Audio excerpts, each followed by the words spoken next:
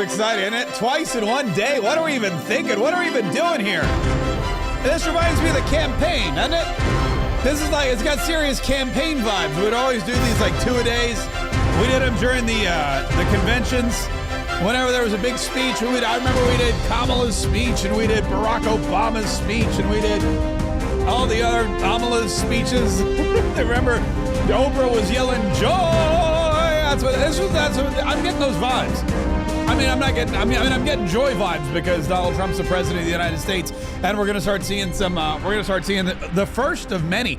Look, this is great. I love that he's doing this because typically, Joe Biden, did Joe Biden do a 6-week?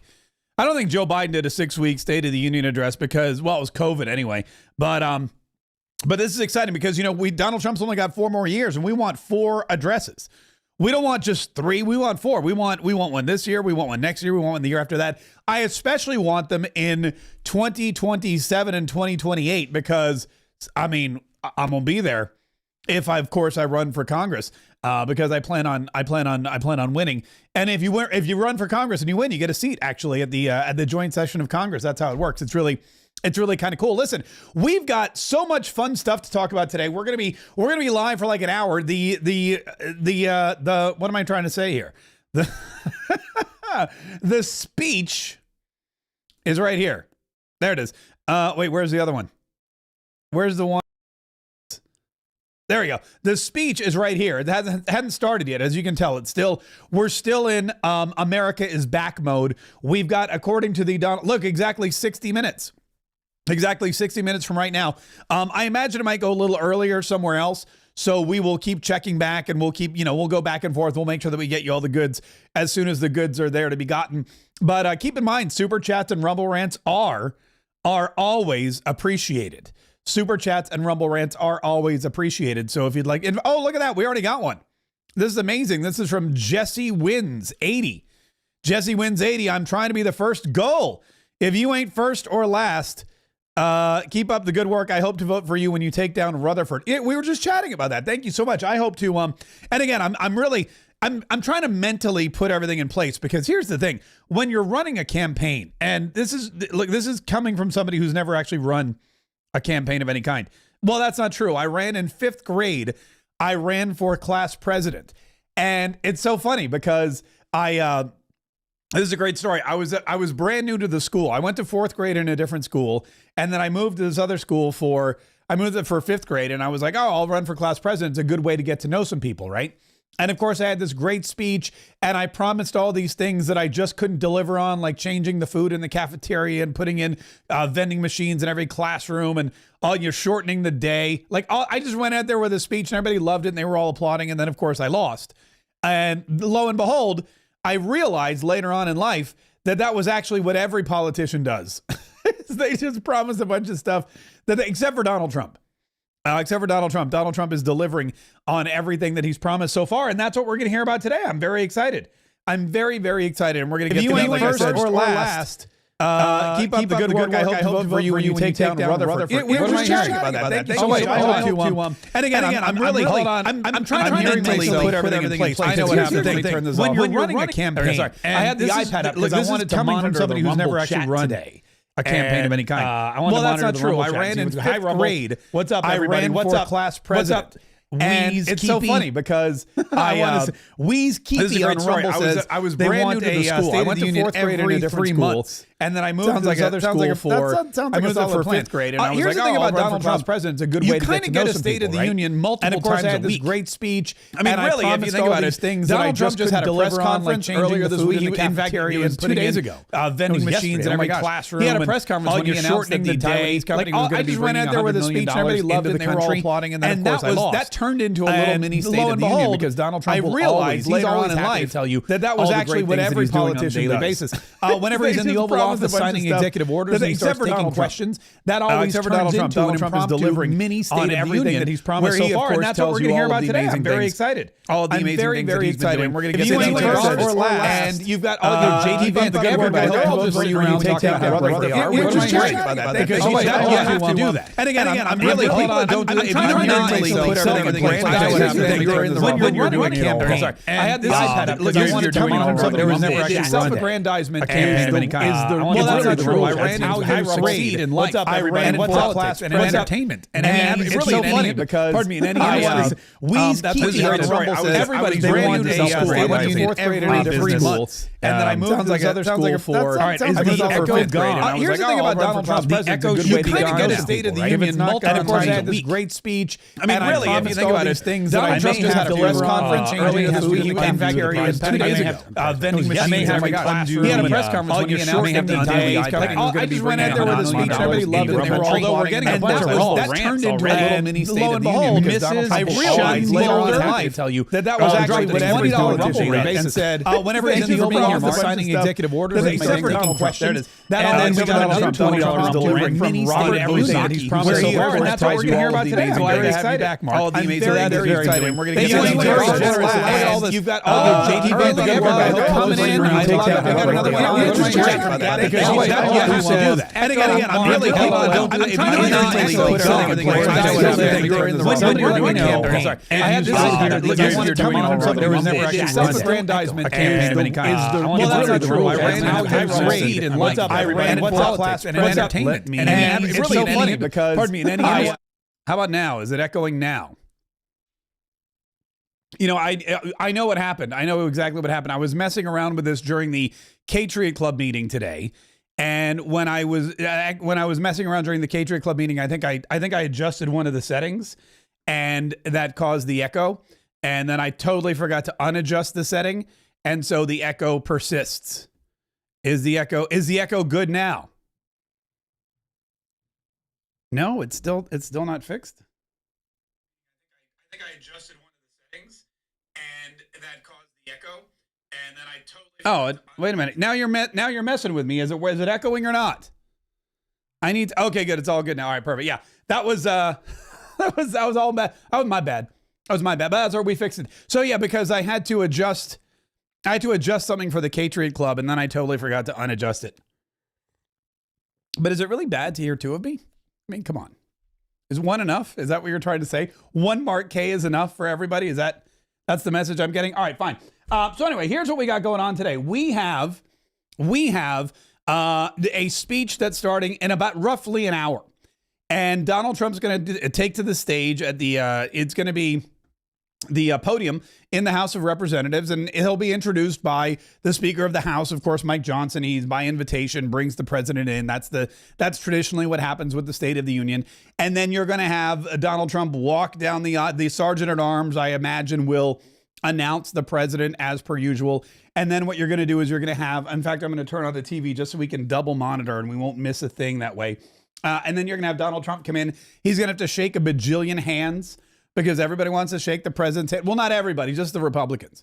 Most of the Democrats are going to ignore him, except maybe John Fetterman. Although John Fetterman, I don't know what's going on with that guy. John Fetterman, for a little while, John Fetterman had this thing going on where he was trying to be conservative, or he was trying to reach across the aisle, or, you know, people thought, oh, wow, look at John Fetterman. He's really cleaned up his act, hasn't he? I mean, he still dresses like a slob. But he was talking well about RFK Jr. and said he was going to vote for RFK Jr. He was meeting with Pete Hegseth and said positive things about Pete Hegseth. And there were faint glimmers of hope that John Fetterman was going to eventually come around to, I guess you would say, the right side of the aisle, or at least a more moderate. He started saying things. He was pro-Israel, all these things that the Democrat Party just was not. And so it was really kind of weird. And I think a bunch of conservatives, and once or twice I may have said, hey, he's my favorite of all the Democrats, which, I mean, you should have known.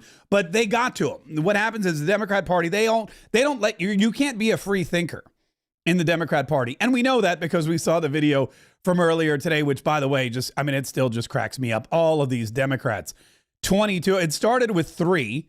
If you missed it earlier, this was Schumer, Elizabeth Warren, and Cory Booker all reading the same script on different Instagram. I win, I will immediately bring prices down starting on day 1. That ain't true. That's what you just heard. Since day one of Donald Trump's presidency, prices are not down, they're up. Inflation is getting worse, not better. The prices of groceries. Now, the worst part about this, by the way, is not that they're all just reading the same script. The worst part about this is that they started by saying the S word like they're trying to be cool. Like anybody believes Chuck Schumer is going to go online and just say, beep, that's not true. And they're doing it. They're trying to appeal to the lowest common denominator, which is basically the Democrat Party in a nutshell. And unfortunately, it didn't work because also they got busted. They got busted looking like a bunch of AI bots, all reading the same script. 22 of them until. When I win, I will immediately bring prices down starting on day one.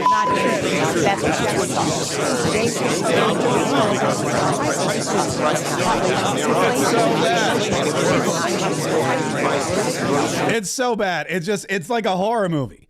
It's just I can't even believe that they thought they would get away with all that, and they didn't. And of course, nobody cares and nobody believes it's true anyway. But the fact of the matter is, I was going somewhere with this. Oh yeah, John Fetterman.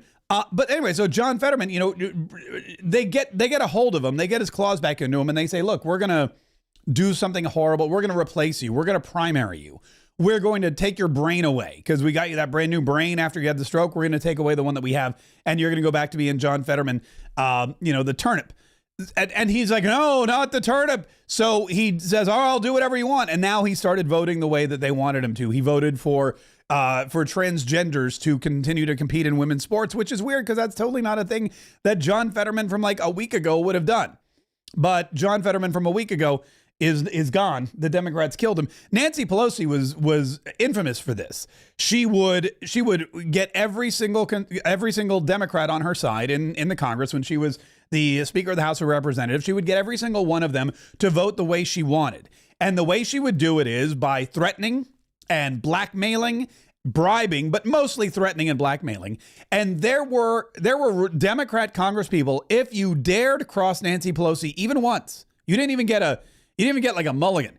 It was if you crossed Nancy Pelosi even one time, she would spend money even if she didn't need to, if the Democrats had like a solid majority, she would spend money primarying you, getting you out of there, bringing in somebody new, and maintaining this. I mean, it was harsh the way she did it. She'd go into deep blue districts if you disagreed with her, and she would find somebody new, pluck them out of obscurity, put them up there, and make them the new candidate, and disown whoever basically, voted against the way she wanted to vote.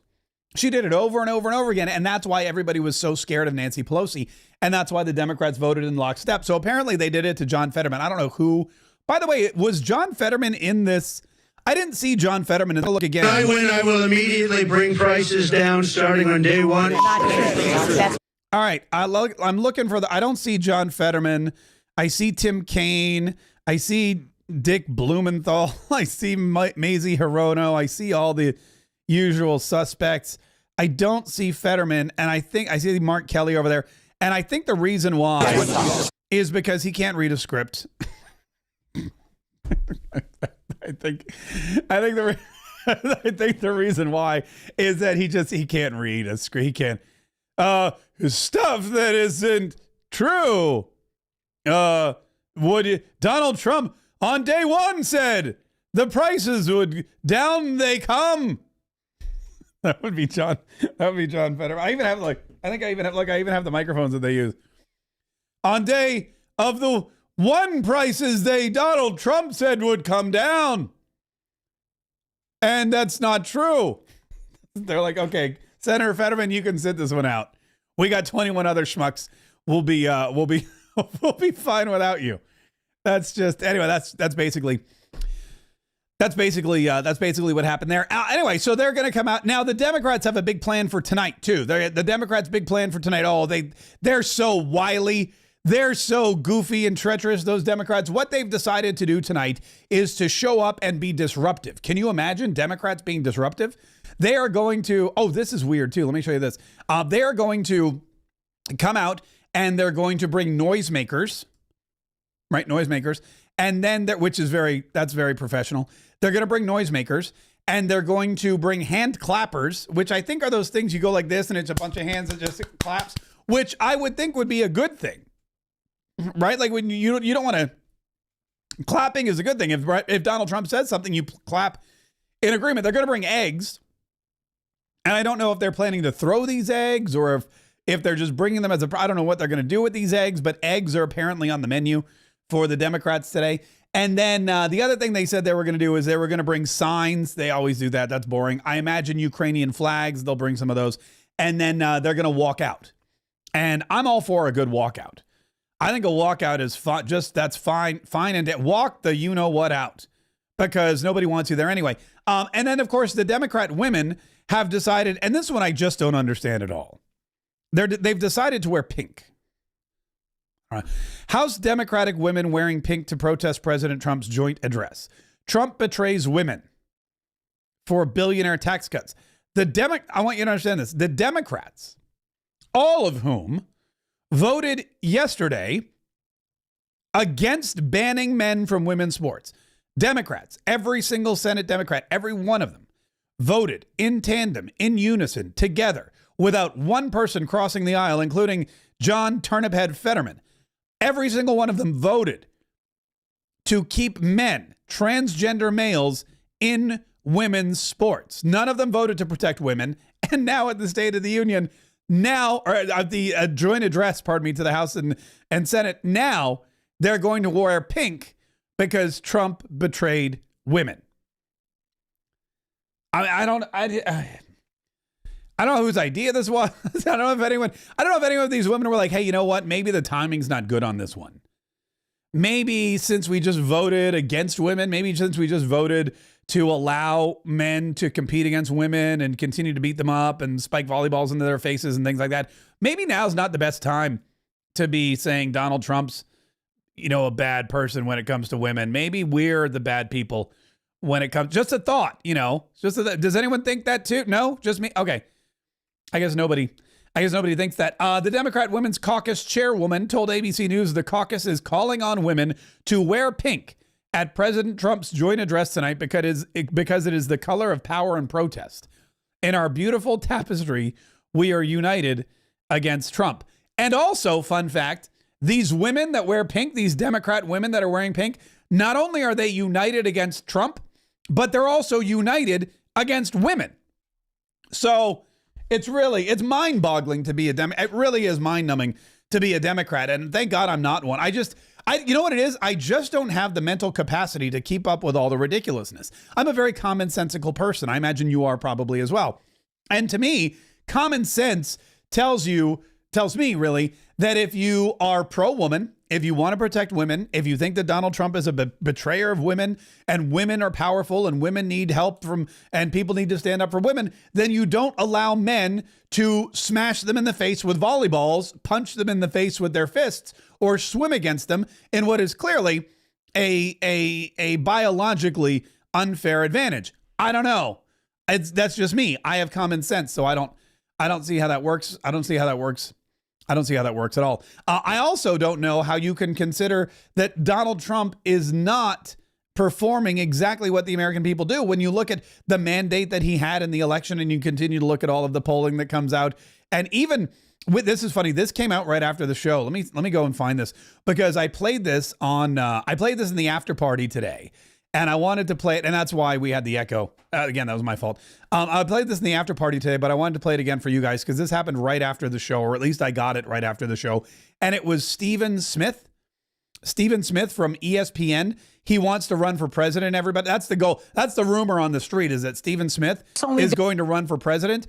And so he's out there now talking politics. He's talking politics. He's out there, and instead of just talking about sports, he's talking about Trump, and he's talking about tariffs, and he's talking about this, that, and the other. And so The View brought him on, and they started talking politics on The View.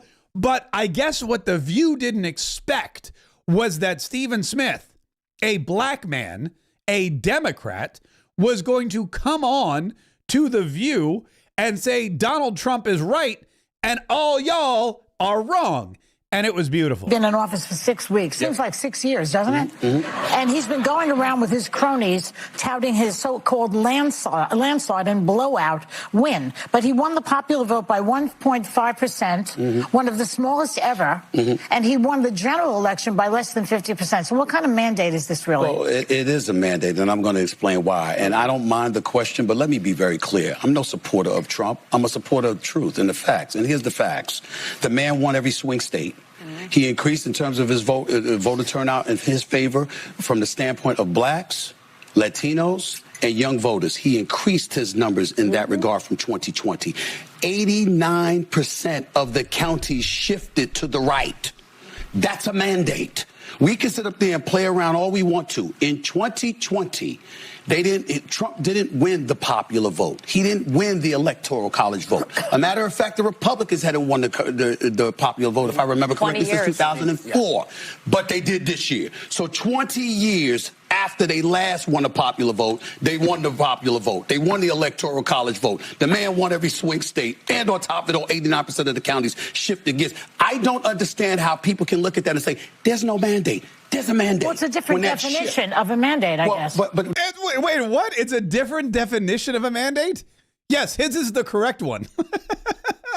Joy Behar, Stephen Smith has really pinpointed it perfectly. He said in his own, very excited way, he was very excited about the whole thing. He said, look, he won every single swing state. He raised his numbers with blacks, with Latinos, with young voters. He won the electoral college. He won the popular vote. 89% of counties across the country shifted to the right. This is a guy that lost all of those things in 2020, and now he's come back just 4 years later. It's a mandate. It's a mandate, is what he actually said. He kind of shook his head around. And now here's Joy Behar going, well, it's a different definition of a mandate. Ain't one definition, lady. One definition of a mandate, and Donald Trump got it. The problem is that if you're the Democratic Party and you lost 49.8% to 48.3%, and you're looking at that 1.5% dip, that's an excuse for you to say, what we did really wasn't that bad. Well, some people didn't we should continue to do that. No, don't continue to do that. Find a new strategy. Man, they were not happy. They were not happy with that reaction from Stephen Smith. And I'll tell you, and he's right. I mean, first of all, he's right. He's right about all of it. He's right about Donald Trump's mandate. He's right about Donald Trump shifting the country and making the country more red, more conservative. He's right about the electorate being totally electorate being totally it's electorate. Boogie, woogie, woogie. Sorry. He's right about the electorate becoming more and more conservative, and he's basically reshaped the entire map. I don't know how I'm going to get through the next 2 hours if I can't talk, but it's incredible what he's done. It's historic what he's done, and it is a mandate from the American people to execute the agenda that he ran on, an agenda of economic superiority, an agenda of closing the borders, an agenda of putting America first, an agenda of clearing out criminal, illegal aliens in mass, an agenda of ending the war in Ukraine at any and all costs, an agenda of keeping peace around the nation, an agenda of cutting out DE&I and woke policy initiatives, an agenda of cleaning up government and getting rid of redundancies and fraud and waste and abuse, a mandate of saying we are sick and tired of the deep state running this thing, an agenda of getting rid of deep state operatives and the weaponization of government in every single bureau and department, the CIA, the FBI, the CDC, the IRS, every single one of them. Shutting down government agencies that were nothing more than a money funnel to the Democrat Party and to all of their cronies. That's Donald Trump's mandate, and that's what the majority of the country, the majority of black voters, Latino voters, young voters, and every county around the country wanted. And that's what Donald Trump's delivering, and that's why he's so popular. By the way, let me go. I'm sorry. I'm going through my Twitter from earlier today, my X from earlier today. This was another great one. Donald Trump wrote immediately after Trudeau, President Donald Trump is departing the White House. Hang on, let me pull this up. This is a good shot. Let me see if I can find this here. Hold on, let me go back here for just 1 second. Let me go here to pull up another YouTube. And we'll go to, let's see what we can find here. Well, moving at the... No, that's not it. I'll try to find it. I'll try to find, you know what? You know where I think I can find it? Here, we'll go here. And we will go here. And let me just pull this up real quick. We have a transcript. And the pool has not, the press pool has not been given a transcript. All right, here we go. Back into the Senate, there's Tim Scott in the center with Shelley Moore Capito. They're lining up the Senate. All right, this is C-SPAN, which, is not the most exciting. Let me try to find them actually on YouTube because that might be a better feed. But anyway, that's C-SPAN, which again, I'll turn down the volume because otherwise we'll all be asleep. We'll all be, if I don't turn down the volume on C-SPAN where everyone's going to be snoozing, this is going to be us when 9 o'clock rolls around. Yeah. So we'll make sure that we keep the volume down on that. But Donald, it's a busy day every day is a busy day for Donald Trump. Here we go. The Supreme Court. Here we go. There, we got it. All right, now here's what we'll do. We'll pull this up right here. Just like that. Bam. And, oh, I got to adjust this a little bit. And we are GTG, good to go. All right, so Donald Trump is departing right now, and he's headed to the Capitol. And as you can see, there's some people it looks like Lauren Boebert walking by. Was that her in a red dress? And there's some guys ogling her. Although I heard a rumor, and I don't usually like to spread rumors, so I'm not listen, I don't want you to think I'm spreading this rumor, but I heard a rumor.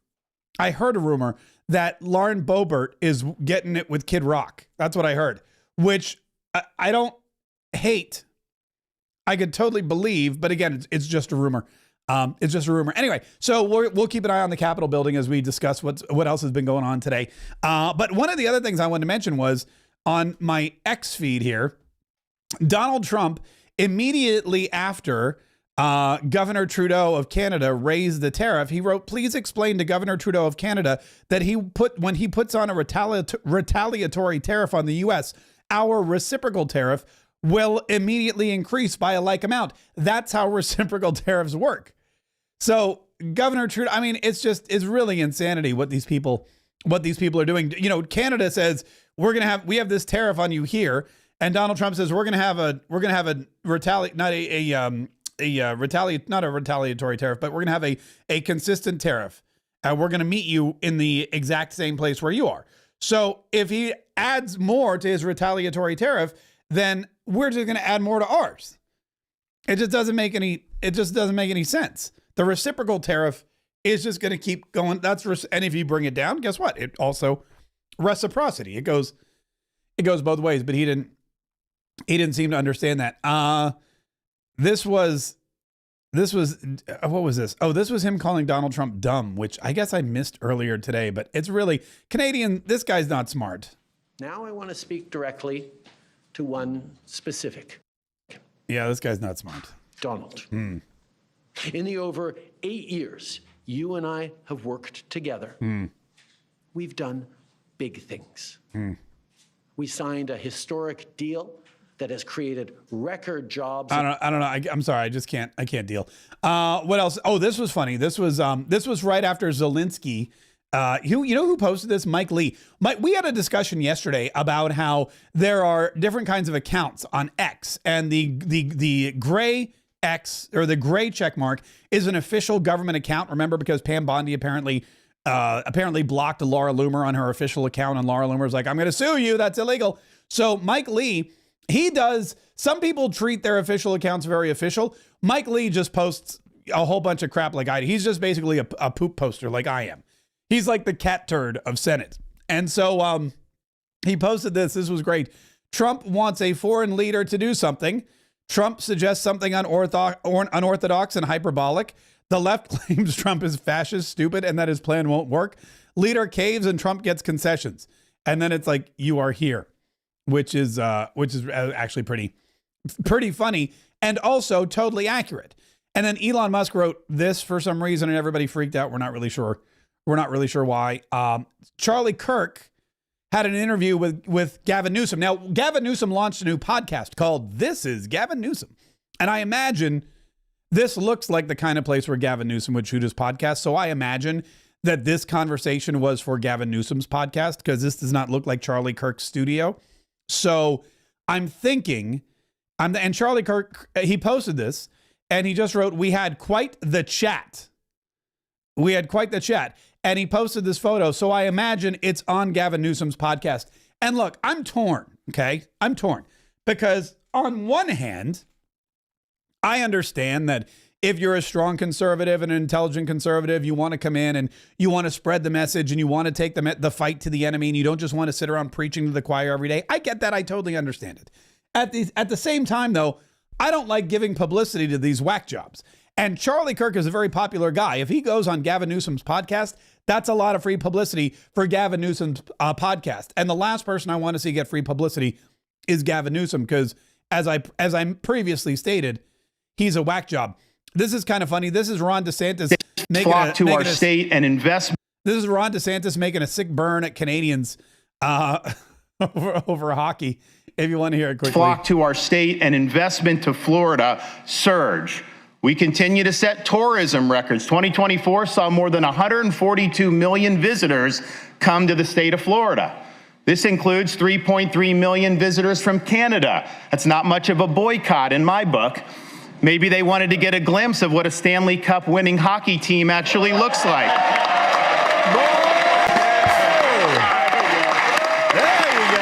Look at that. There you go. That he delivered. The delivery on that one was really, you got to give him credit for the delivery too. That was a really solid performance. By the way, do you know how JD Vance like lost weight when he started running for vice president? I think I know where it went.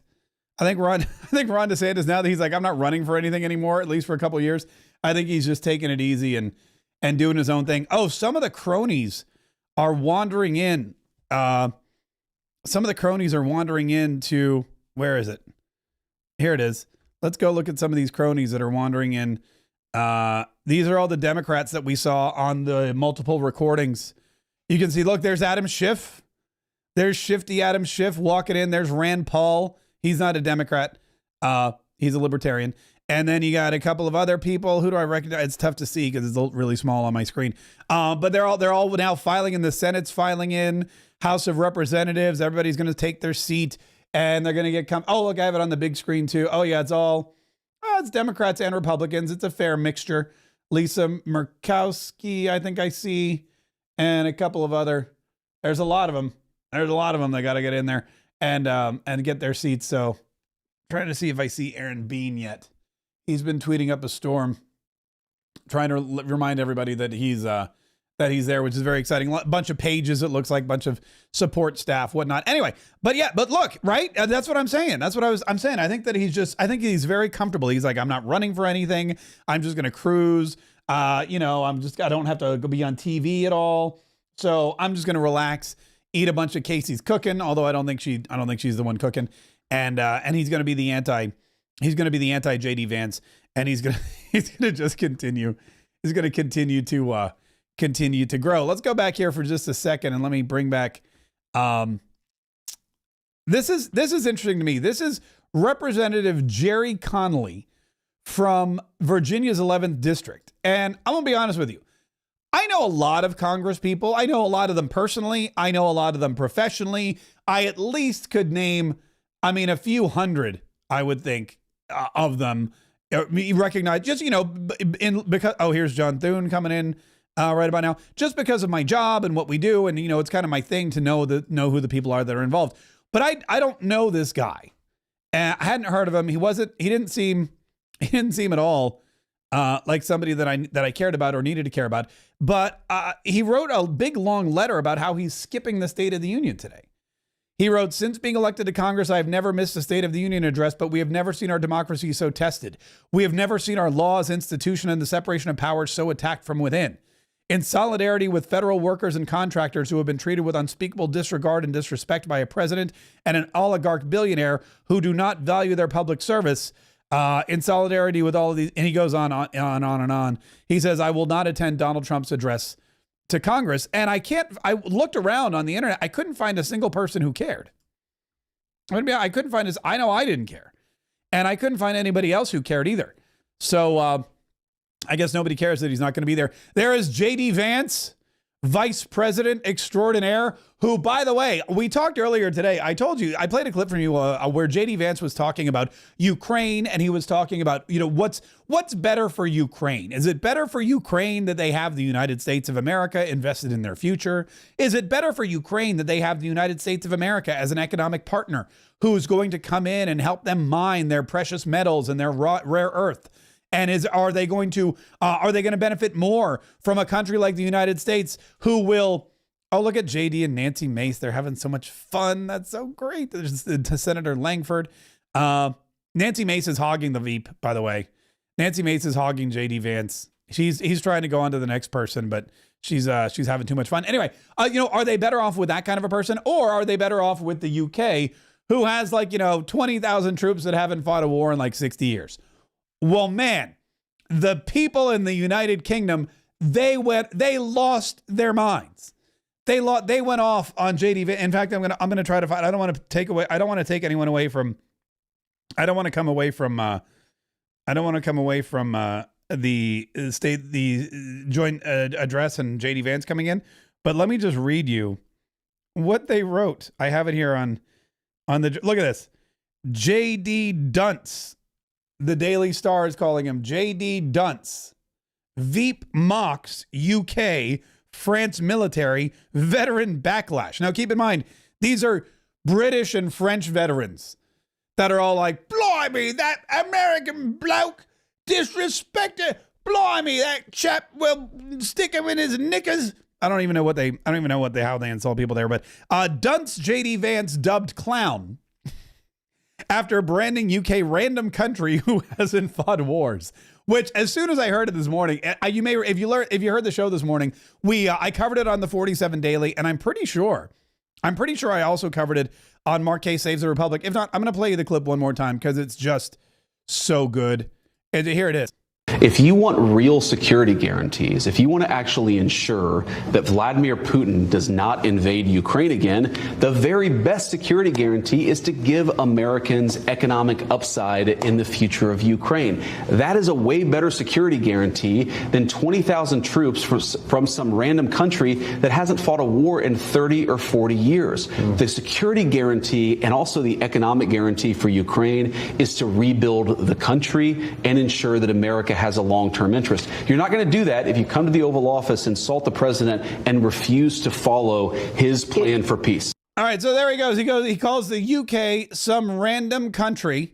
I love that, by the way. Some random country that hasn't fought a war in 30 or 40 years, and they now call him Dunce JD Vance, has been accused of insulting British troops who died in Afghanistan and Iraq after claiming the country hadn't fought for decades. The U.S. vice president was branded shameful and a clown for seemingly dismissing the UK's contribution to the two conflicts in the early 2000s, which claimed the lives of 636 British soldiers. He claimed that an American stake in Ukraine's economy was a better security guarantee than 20,000 troops from some random country that hasn't fought a war in 30 or 40 years. Oafish Vance later tried to desperately backtrack by insisting he did not even mention the UK or France, which he didn't. But the two countries are the only ones so far which have publicly committed troops toward policing any potential peace deal in Ukraine. Furious military veterans and MPs from across the political divide tore into him for the controversial remarks. So, look, if the UK and the French veterans are mad at you, oh, look, there's Tom Homan. Who cares is really my question. Is that Tom Homan's wife or is that his daughter? I can't tell. There's Josh Hawley coming in. Look at that. Josh Hawley's in there now. And he's right by Senator Bernie Sanders. By the way, did Bernie Sanders do one of those videos? I couldn't tell. I couldn't tell if Bernie Sanders did a video or not. I wasn't actually able to differentiate between all 22 of them. But look, this is a star-studded. Politics has really become a star-studded affair. These people are no longer just politicians. These people are famous. There's Nancy. Nancy Mace is like flirting with everybody. Now she's flirting with Ted Cruz. Is that Ben Shapiro and Matt Walsh and Riley Gaines? Look at that. Ben Shapiro, Matt Walsh, Riley Gaines, all sitting together in a box. That's exciting. Here comes Elizabeth Warren. I see her. I see, who's that? Oh no, this is the worst. Look at that.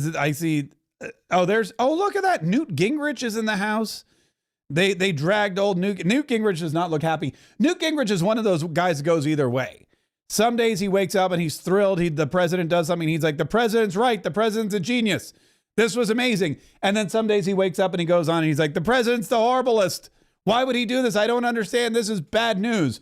Newt Gingrich, you don't always agree with what he says, but he always has very strong opinions either way. He's never wishy-washy. I've never heard the guy ever once say, I don't know.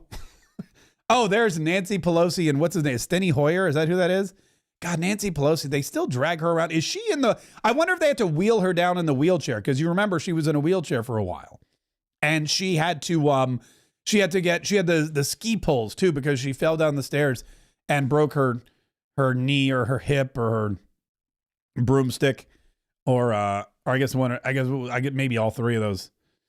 Maybe all three of those things. Anyway, listen, in the meantime, while we get ready, and it looks like they're filing in pretty quickly, so we may be somewhat on time. Now, I'm going to go back here. Yeah, Donald Trump's official feed is still claiming there's 21 minutes left, which means, it's Hakeem Jeffries.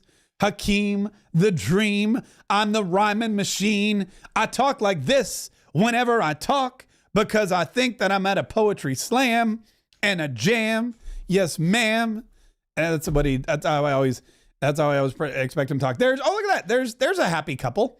There's Mike Johnson, Speaker of the House of Representatives, who's looking older by the day. That guy's looking, he looks a little old, a little bent over. JD Vance looking very comfortable. I always wondered if they coordinated. Like, do you think they said, look, JD Vance goes, I'm wearing a solid burgundy red tie and a blue suit. So Mike Johnson goes, that's great. I'll wear a black suit or a charcoal gray suit and I'll wear a striped tie. Oh, it's Jasmine Crockett. This is Jasmine Crockett. Oh, and what's her name? Who doesn't really have a vote, but is always screaming and yelling about something or other. What's her name? She's the one. She represents one of those oh, look, it's Elon Musk. Shocker that Elon Musk is there. Elon Musk is there and he's wearing a suit. He's not wearing his tech support shirt. And he's wearing a collared shirt that is clearly 2 inches too big. But I can, you know what? I can sympathize with that because I don't like a tight shirt around my neck. In fact, this one, I'm thinking actually, yeah, there we go. I'm thinking of undoing a button on my shirt tonight because I just don't like the tightness on my neck. That's why I don't really wear t-shirts. I always like to wear a loose collared shirt. That way I don't feel like I'm going to gag. Oh, speaking of gagging, here comes Lindsey Graham. Lindsey Graham and Adam Schiff in the same shot. That is just, man, somebody get me some Pepto-Bismol because I don't know what's oh, somebody's eating something. What is that? Is that a baggie of drugs? What are they handing out? They're handing out something. Somebody was just handing out something in a baggie. I'm not sure what that was. I don't think it was Tic Tacs or Werther's Originals. I think they're fixing to make a ruckus. But look, it's filling up. It's getting there. Everybody seems to be getting into their place. And again, Donald Trump is going to, basically what's going to happen is Donald Trump is going to, this is basically a State of the Union address. But because the president has only been president for 6 weeks, it's not a technical State of the Union address. Next year at this time, next March, we will have, there's Kash Patel, FBI director. Now, apparently, by the way, the Epstein files were delivered. Is that Ivanka? I think that was Ivanka. The Epstein files were delivered to Pam Bondi. Truckloads of them is what she's told us. Now, we still haven't seen them. She's going to go through them. Her staff's going to go through them, and then eventually they're going to get released.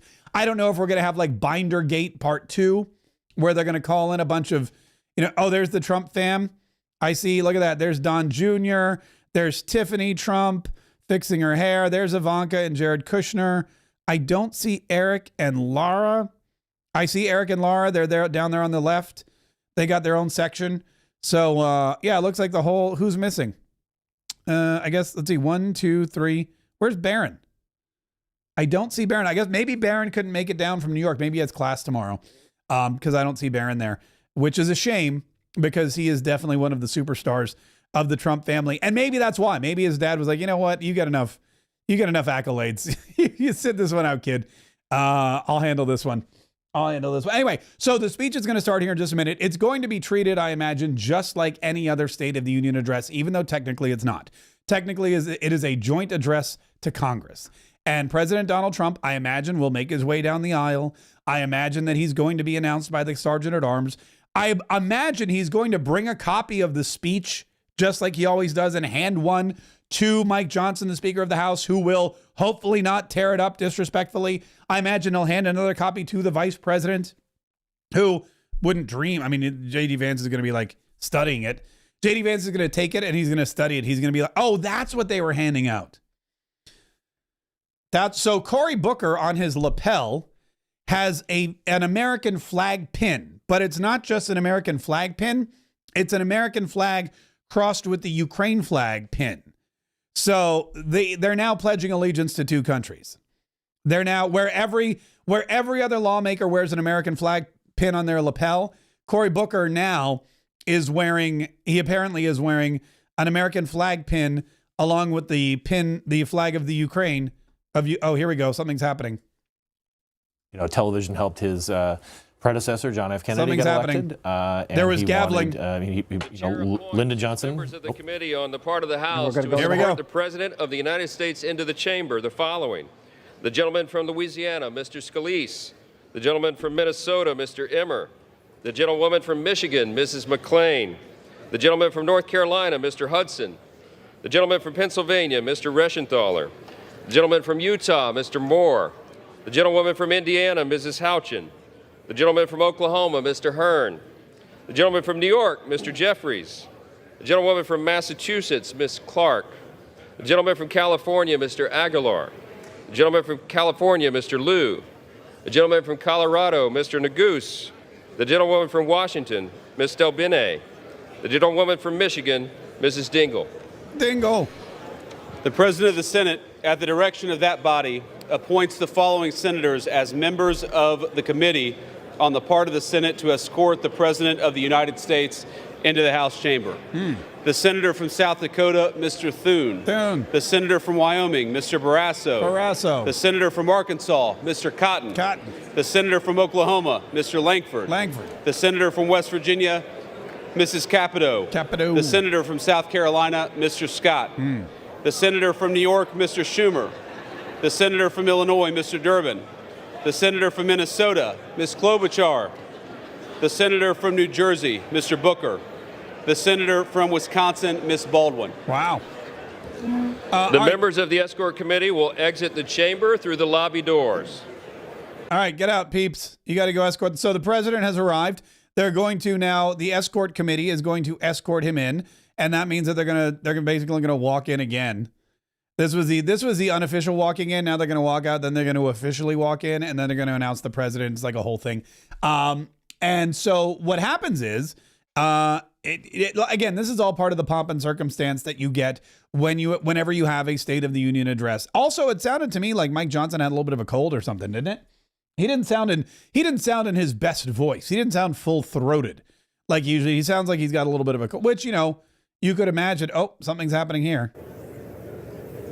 Here they go. What was that?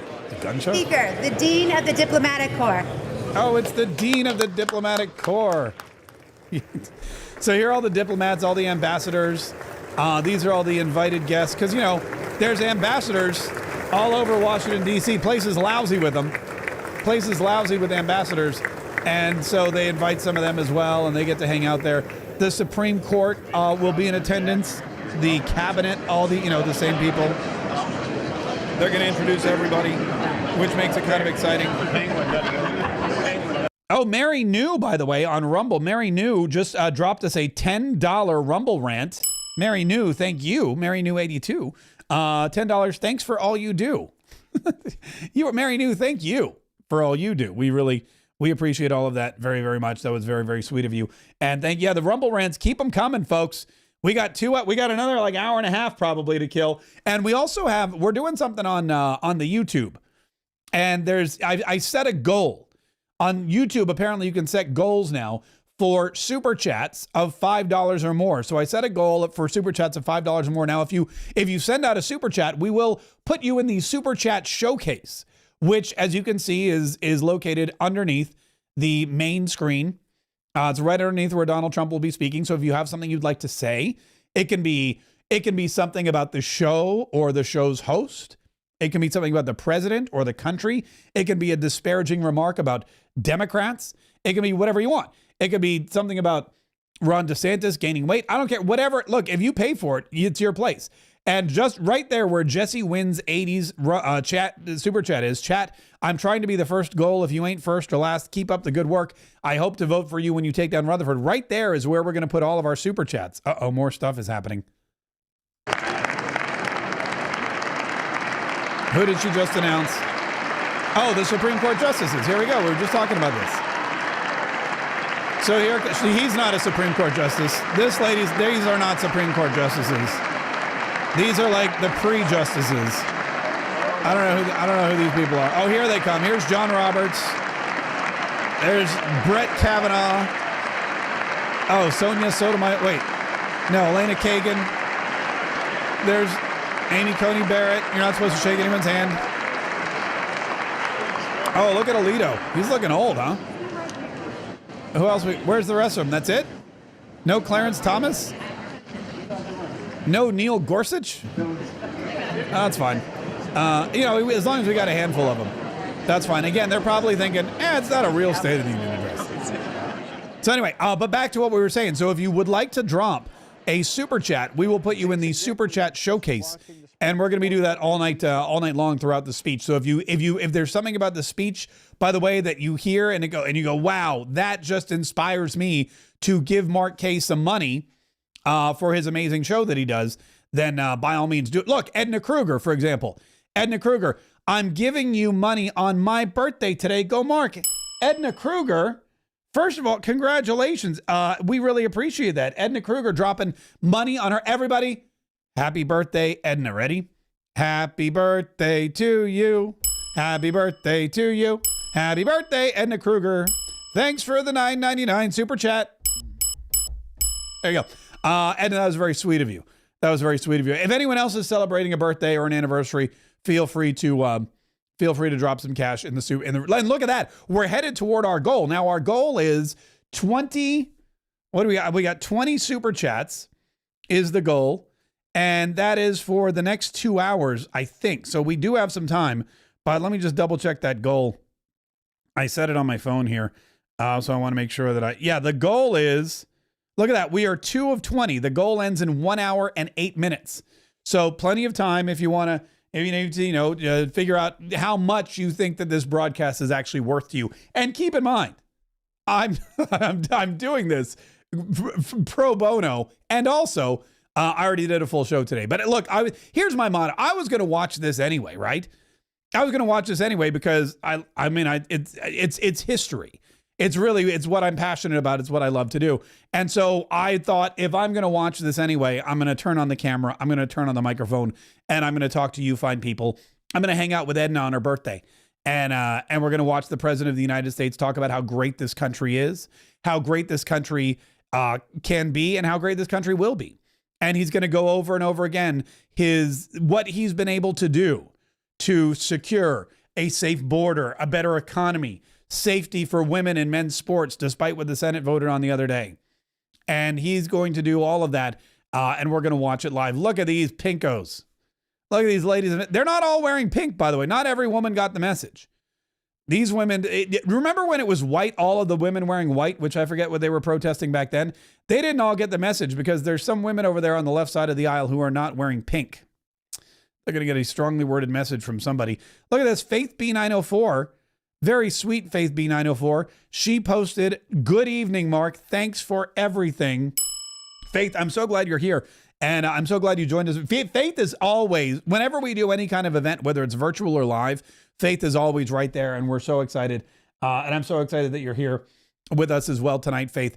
And I appreciate the super chat. I appreciate you getting us closer and closer to our goal and enjoying what is going to be a fantastic speech, I know, by the President of the United States. We've got Josh Hankins, who dropped a super chat and said, "I'm just drinking and hoping for some Dem tears."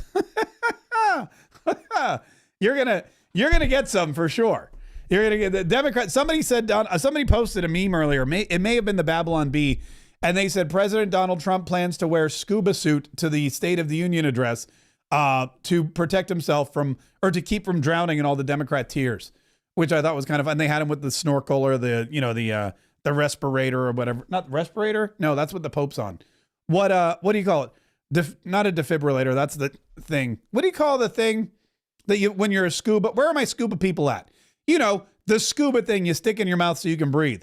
It's called I don't know what it's called. Oxygen tank. But anyway, you can go. Josh, thank you so much. Josh, what are you drinking, by the way?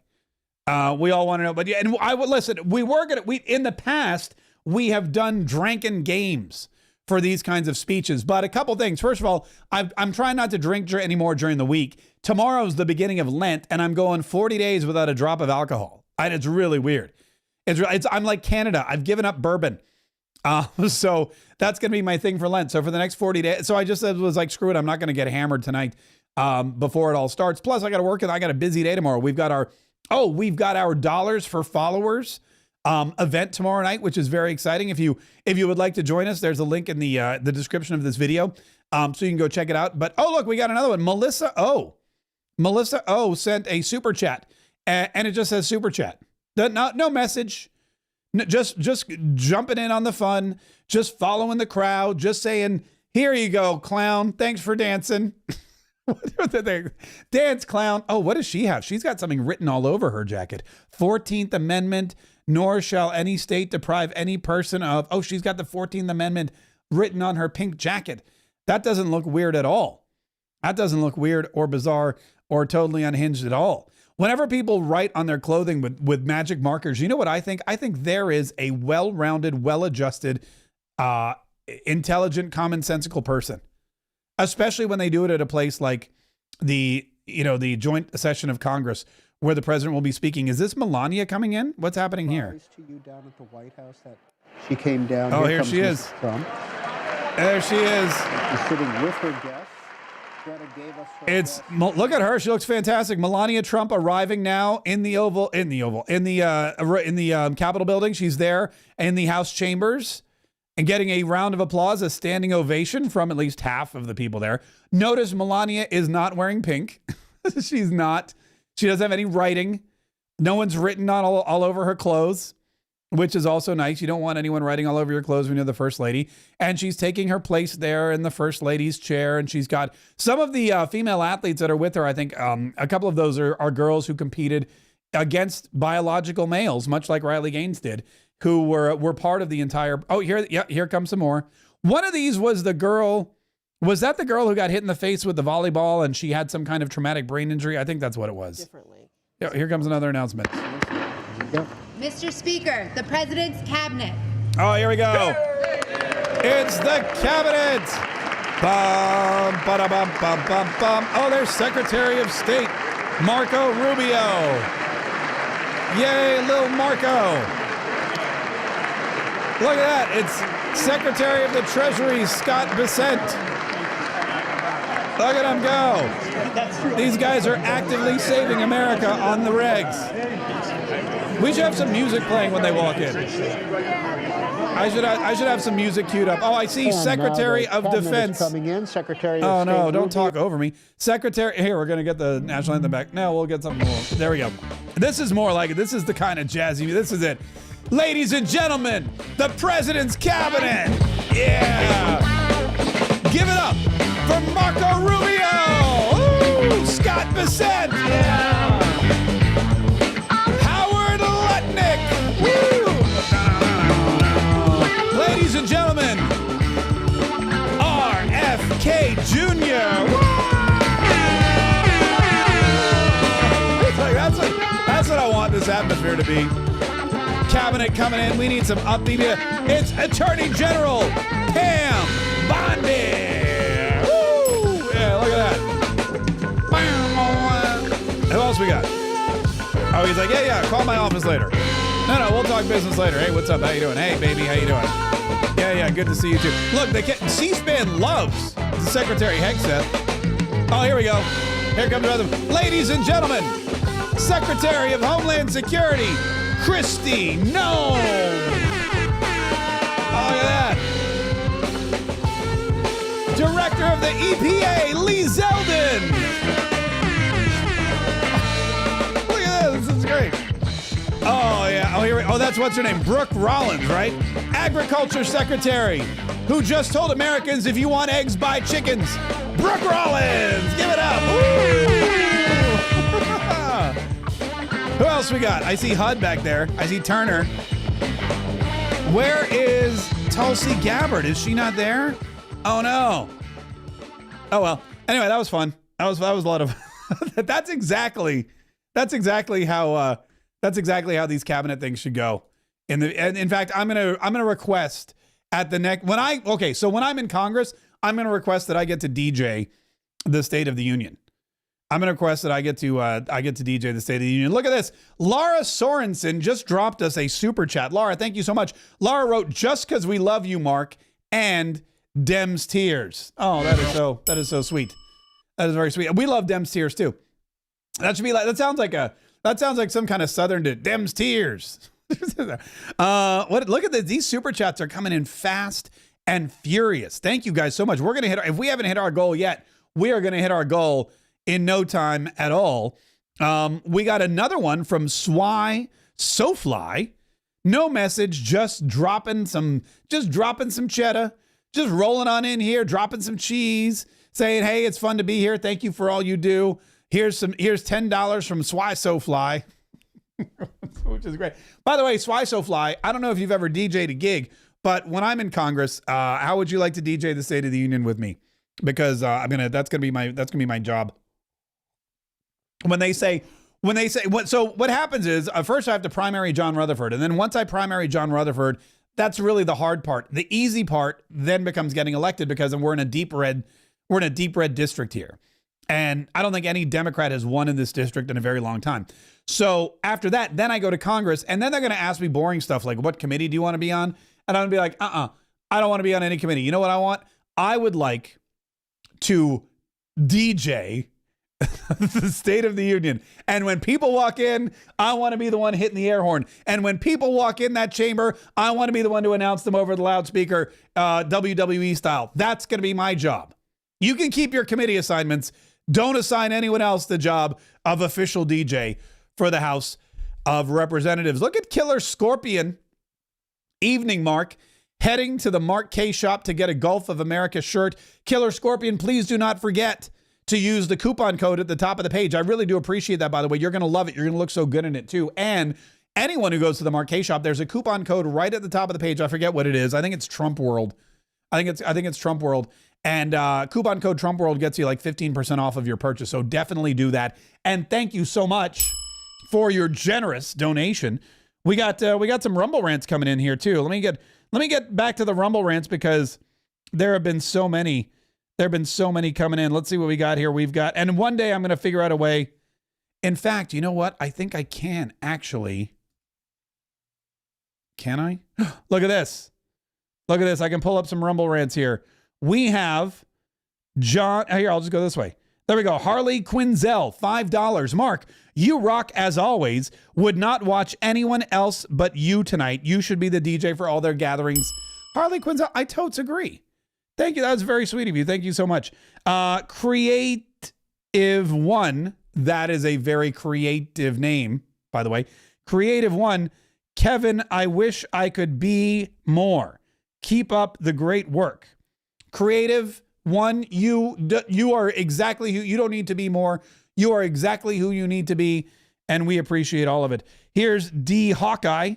Let's get this party started. Keep the music rolling. I'll keep it. You know what? You're right. I like it better with the music. Next time I'll get more tracks. The other thing I need to watch out for is I need to make sure that like $100p, all of my tracks are copyright free, and sometimes they're not. What do we do here? We got Harley. Here we go. Pister Nutbag. What even? Hold on. What is his name? I can't zoom in on it. Is it Pister Nutbag? Okay, it's gone now. Thank you. Oh, there it is. Love the porno music, Mark. Long live DJT. Okay. Thank you. I guess it does sound I don't know what porno music sounds like, actually. I'm not familiar with that. I am not familiar with that genre of film. So I don't know. It could be not. I don't know. Let the fun begin. Thanks, Mark. Thank you, guys. Look at that. And we finally, after years, I finally figured out a way to pull up the Rumble rants so we could watch them. And the super chats continue to roll. Where do we leave off with? Killer Scorpion? Look at James Sutton rolling up here. Zelensky is wearing a hole in the carpet right now. I hope because he's pacing, right? Is that what you mean? Yeah, because he's pacing. That's what I was thinking. James, thank you so much for the $5 super chat. This is going to be fun. We're going to, and by the way, just so you know, when the speech begins, you can keep the super chats coming because I'll just keep popping them up and people can read them. Well, in fact, there's going to be, here's the angles we have. This is an angle that we have sometimes. When Donald Trump's speaking, I might pop to the full angle here, but you can see the super chats will still be, will be visible. And then of course, typically I'm going to let you know a little secret. You want to know a little secret? When we're watching the full speech, if you ever see it go to, and this isn't just me, this is every streamer. This is every streamer that streams, every dreamer that dreams, everybody that does kind of something similar to this. Every time they go to like full screen and they just start playing TV, like for example, if I just go like this during the speech and you don't hear me, it's because I'm going to the bathroom. Not here, it's because I've like physically gotten up and gone to the bathroom, or I'm going to refill my coffee or my tea or whatever. That's basically what happens. That's basically, just so you know, that's a little inside baseball on live streaming. So whenever it goes full screen like that, typically the host had to go do something. And, you know, that's what happens. You gotta roll. You know, we used to do it in radio. We would roll the long song. Like, for example, when I first started, you'd throw it. The songs weren't digital. They were on CDs. So my very first radio job, if I had to go to the bathroom, which was way far away from the studio, it was really poorly planned, I would throw in Dave Matthews' Crash Into Me because it was 6 minutes and 12 seconds. I remember that. And I knew that I could throw in Dave Matthews' Crash Into Me, and I had 6 minutes and 12 seconds to go do my business and come back before the song ended. So it was really amazing. Chris Macias. Chris Macias is one of our aces, by the way. Good to see you here. We're so excited that you're here. Whatever happened to 4 more years? Speaker, the President of the United States. Oh, I guess we're starting. Here we go. We're going to go to Trump's feed. Although Trump's feed is a little... There it is. I was going to say it's a little bit blurry. All right, so, ladies and gentlemen, that was quick. The president has arrived. Let's go see what... Did C-SPAN not have it? Maybe C-SPAN... Here we go.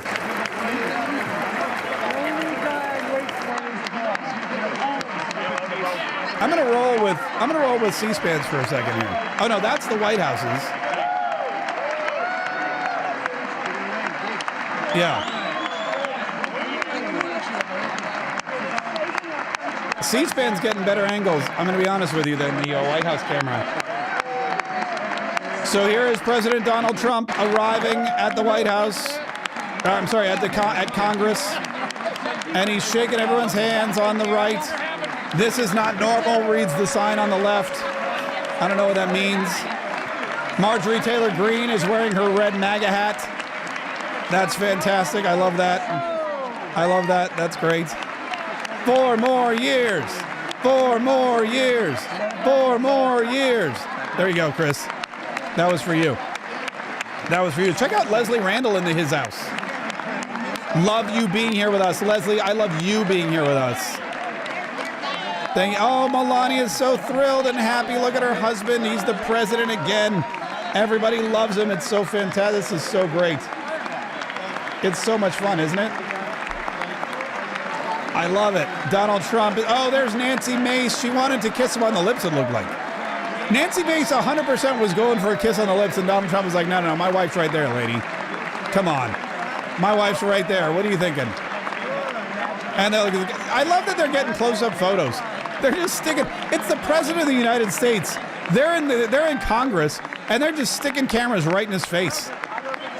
They're just like, hey, I don't care who you are. I'm getting my photo, and I'm getting my photo right now. That is too funny.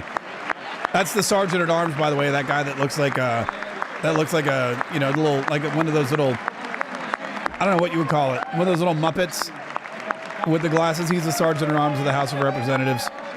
His job is to, keep order. Marco Rubio's applauding. It's great. Josh Turner's applauding. That's great. You want your own cabinet to applaud you. 100% you want that to happen. The Democrats are not applauding, even though Donald Trump's talking to the Supreme Court.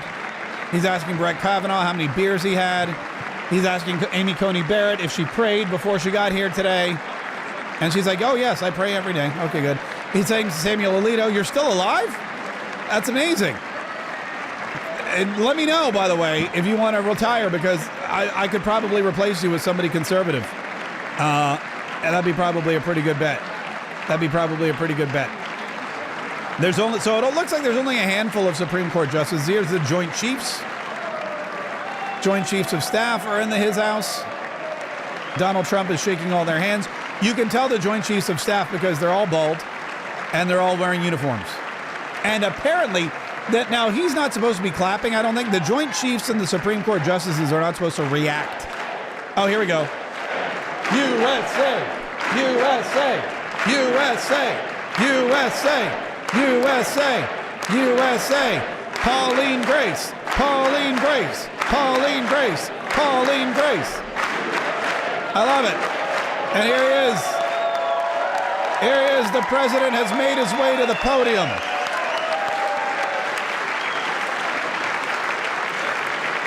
I'm going to stick with the C-SPAN feed. I like it better.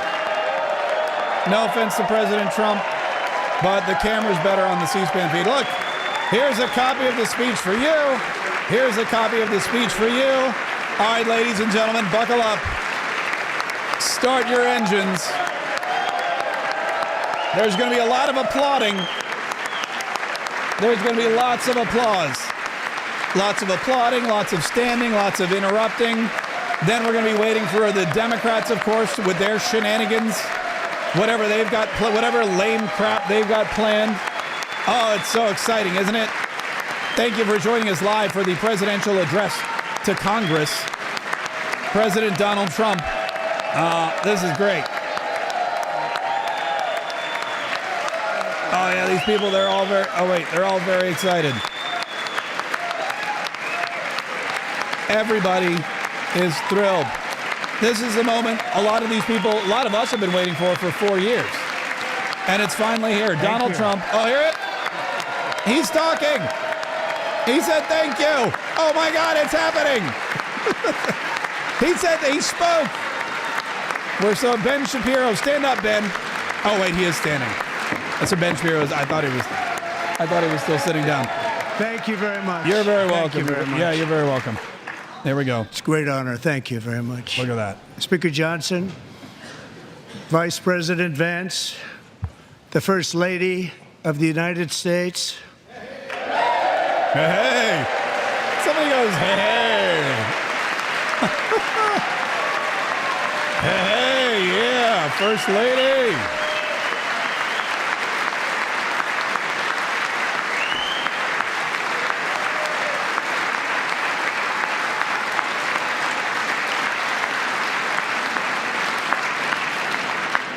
Members of the United States Congress, thank you very much.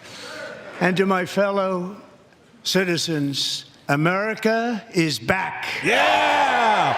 Woo! America's back! Yes! Woo-hoo-hoo! USA! USA! USA! USA! USA! USA! It's way more fun with the air horn. 6 weeks ago, I stood beneath the dome of this Capitol and proclaimed the dawn of the golden age of America. From that moment on, it has been nothing but swift and unrelenting action to usher in the greatest and most successful era in the history of our country. We have accomplished more in 43 days than most administrations accomplished in 4 years or 8 years, and we are just getting started. Yeah! Woo-hoo! That's right. Look at that smile. We are just getting started, folks. Oh, look at Elon. Elon's like, that's my cue. Yeah, you think I haven't even begun to slash this place. I return to this chamber tonight to report that America's momentum is back, our spirit is back, our pride is back, our confidence is back, and the American dream is surging bigger and better than ever before. Yay! The American dream is unstoppable, and our country is on the verge of a comeback, the likes of which the world has never witnessed and perhaps will never witness again. There's never been anything like it. Mike Johnson is so short that his head doesn't even hit the top of the chair. The presidential election of November 5th was a mandate like has not been seen in many decades. Just ask Stephen Smith. We won all 7 swing states, giving us an electoral college victory of 312 votes.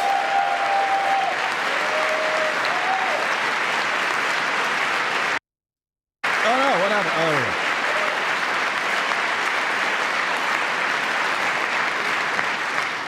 We won the popular vote by big numbers and won counties in our country.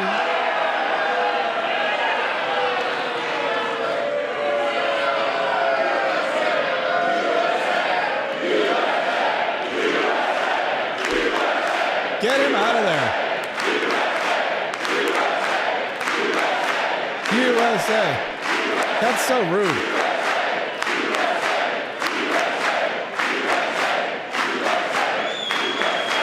And won counties in our country, 2,700 to 525, on a map that reads almost completely red for Republican.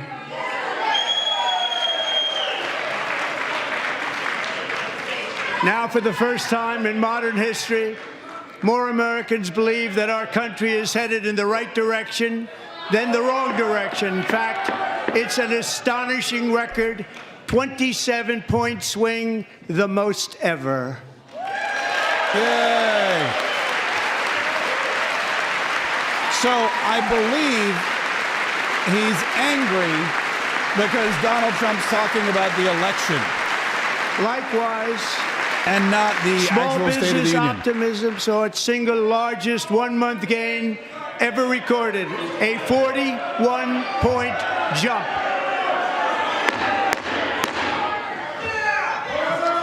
Members are directed to uphold and maintain decorum in the House and to cease any further disruptions. That's your warning. Get him out of there.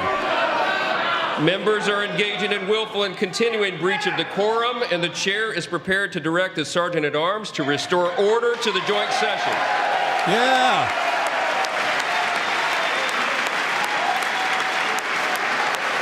Get him out of there. Toss him.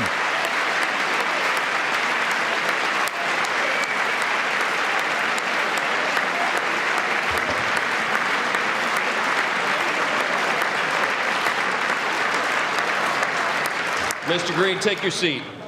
Take your seat, sir. Take your seat.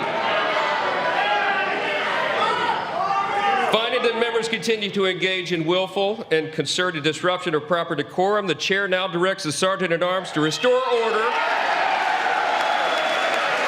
Remove this gentleman from the chamber. Get him out of there. Get him out of there. Get your coat and get out. Yeah.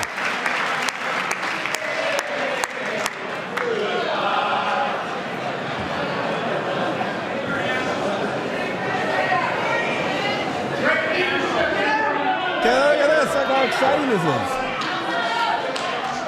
Get out of there. Boo. Members are directed to uphold and maintain decorum in the House. Mr. President, you continue. Thank you. Over the past 6 weeks, I have signed nearly 100 executive orders and taken more than 400 executive actions, a record to restore common sense, safety, optimism, and wealth all across our wonderful land. The people elected me to do the job, and I'm doing it.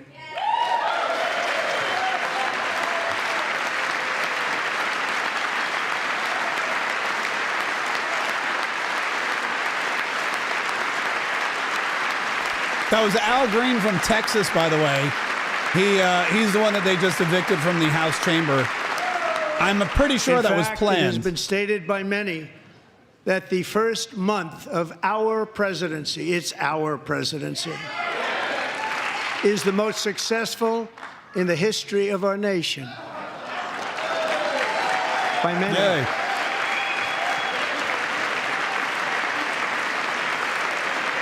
Republicans need to applaud more. That's a lie. What makes it even more impressive is that, do you know who number 2 is? George Washington. How about that? How about that? I don't know about that list, but we'll take it. Within hours of taking the oath of office, I declared a national emergency on our southern border, and I deployed the U.S. military and Border Patrol to repel the invasion of our country. And what a job they've done. As a result, illegal border crossings last month were by far the lowest ever recorded, ever. Woo! Ever since we've had a border, the border crossings are now lower than ever recorded. That's fantastic news. They heard my words and they chose not to come. Much easier that way.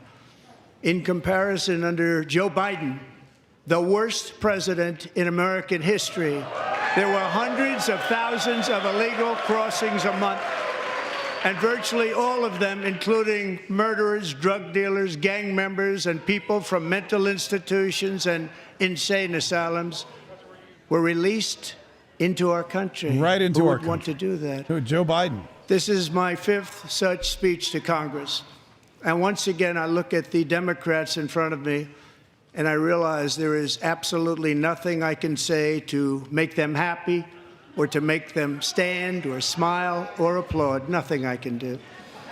I could find a cure to the most devastating disease, a disease that would wipe out entire nations, or announce the answers to the greatest economy in history, or the stoppage of crime to the lowest levels ever recorded.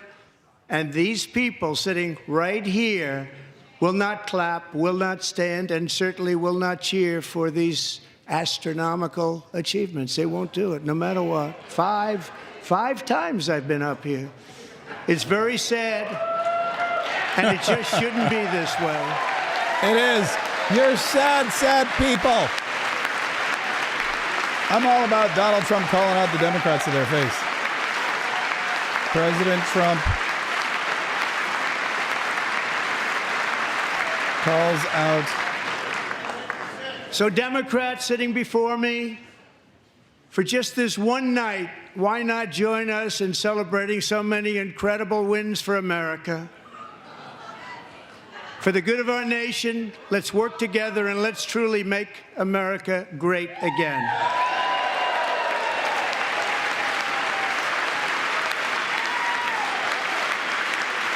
Nancy Pelosi's trying to grab that ski pole and stand up, but she just doesn't have the strength. She just can't do it. She's like, man, I really want to stand up. Every day my administration is fighting to deliver the change America needs to bring a future that America deserves, and we're doing it. This is a time for big dreams and bold action. Upon taking office, I imposed an immediate freeze on all federal hiring, a freeze on all new federal regulations, and a freeze on all foreign aid. Yeah.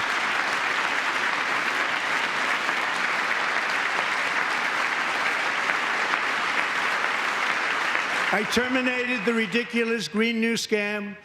I withdrew from the unfair Paris Climate Accord, which was costing us trillions of dollars that other countries were not paying. I withdrew from the corrupt World Health Organization.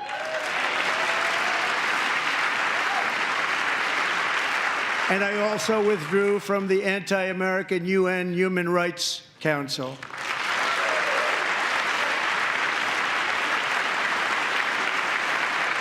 We ended all of Biden's environmental restrictions that were making our country far less safe and totally unaffordable. And importantly, we ended the last administration's insane electric vehicle mandate, saving our auto workers and companies from economic destruction. Cut to Elon. If I were the cameraman, I would cut to Elon. On the EV mandate, what's Elon saying? Is Elon clapping? Is he clapping or no? I'm guessing Elon's not clapping at the EV mandate. Our economy, I have directed that for every one new regulation, 10 old regulations must be eliminated. Get rid of those old regulations. In my very successful first term.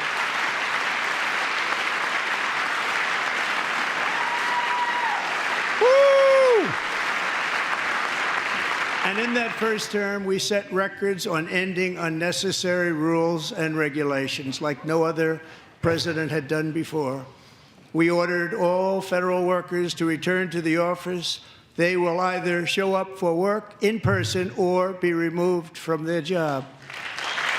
Remove Al Green.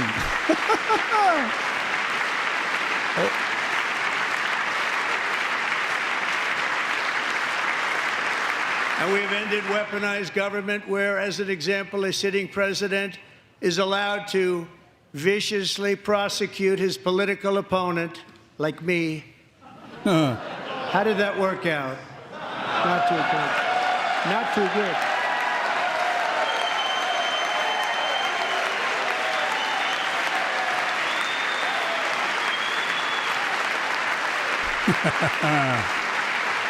False. Well, it did. Stopped all Why would he hold government the false one? censorship and brought back free speech in America. It's back. Bring it on back. Bring back the free speech.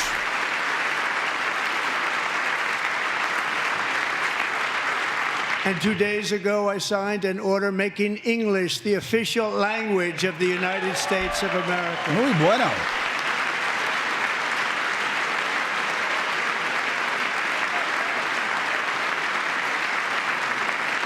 I renamed the Gulf of Mexico the Gulf of America. Oh, yeah. What are their signs? How is it a lie? It's not. None of this is lies. And likewise, I renamed for a great president, William McKinley, Mount McKinley again. They're holding up these signs that say lies, but everything you said is true. Beautiful Alaska. He signed the order to make it the Gulf of America. We've ended the tyranny of so-called diversity, equity, and inclusion policies all across the entire federal government and indeed the private sector and our military. Absolutely. Hundo P. Oh, they cut to Ilhan Omar. And our country will be woke no longer. Yeah. Take that, Democrat people. We believe that whether you are a doctor, an accountant, a lawyer, or an air traffic controller, you should be hired and promoted based on skill and competence, not race or gender. Very important. Very good. Very important. Go get him. Go get him, girlfriend. You should be hired based on merit. And the Supreme Court, in a brave and very powerful decision, has allowed us to do so. Yeah. Thank you. Thank you very much. Thank you. We have removed the poison of critical race theory from our public schools, and I signed an order making it the official policy of the United States government that there are only two genders, male and female. That's it.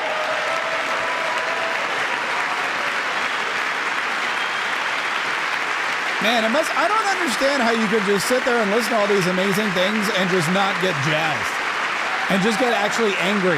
I also signed an executive order to ban men from playing in women's sports. That's a good one. Cut to Riley Gaines. This is where he's going to start introducing people. There's Riley. 3 years ago, Peyton McNabb was an all-star high school athlete, one of the best, preparing for a future in college sports. But when her girls' volleyball match was invaded by a male, he smashed the ball so hard in Peyton's face, causing traumatic brain injury, partially paralyzing her right side and ending her athletic career. It was a shot like she's never seen before. She's never seen anything like it. Peyton is here tonight in the gallery, and Peyton, from now on, schools will kick the men off the girls' team, or they will lose all federal funding. Yay. That's so sad. That's so sad. The volleyball girls, too, I mean, they're not shrinking violets. You know, they're not thin-skinned. So to take a volleyball to the face like that and get traumatic brain injury, that is tough, man. That's a hard hit. That's ridiculous. That just makes me angry. And if you really want to see numbers, just take a look at what happened in the women's boxing, weightlifting, track and field, swimming, or cycling, where a male recently finished a long-distance race, 5 hours and 14 minutes ahead of a woman for a new record by 5 hours. Broke the record by 5 hours. It's demeaning for women. and it's very bad for our country. Yeah. We're not going to put up with it any longer. Nope.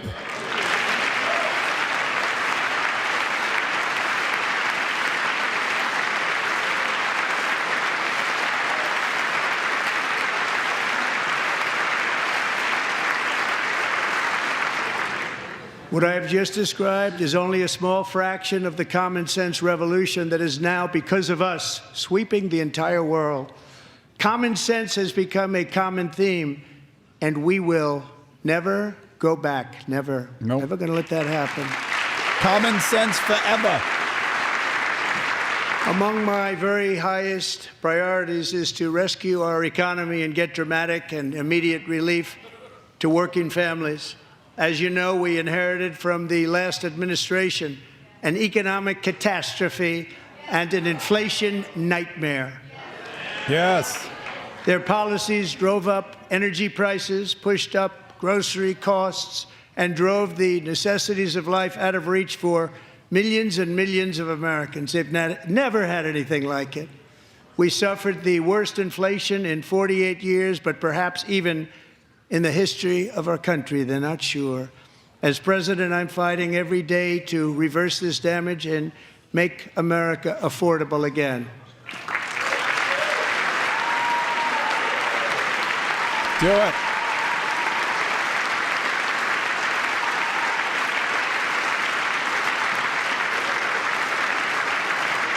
Joe Biden especially let the price of eggs get out of control. Oh, here come the eggs. The egg price is out of control. Here come the eggs. And we're working hard to get it back down. Secretary, do a good job on that. You inherited a total mess from the previous administration. Do a good job.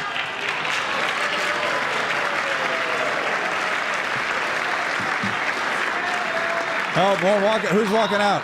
A major focus of our fight to defeat inflation is rapidly reducing the walkouts the aren't cost fun. of The energy. throwouts are better. The previous administration cut the number of new oil and gas leases by 95%, slowed pipeline construction to a halt, and closed more than 100 power plants. We are opening up many of those power plants right now.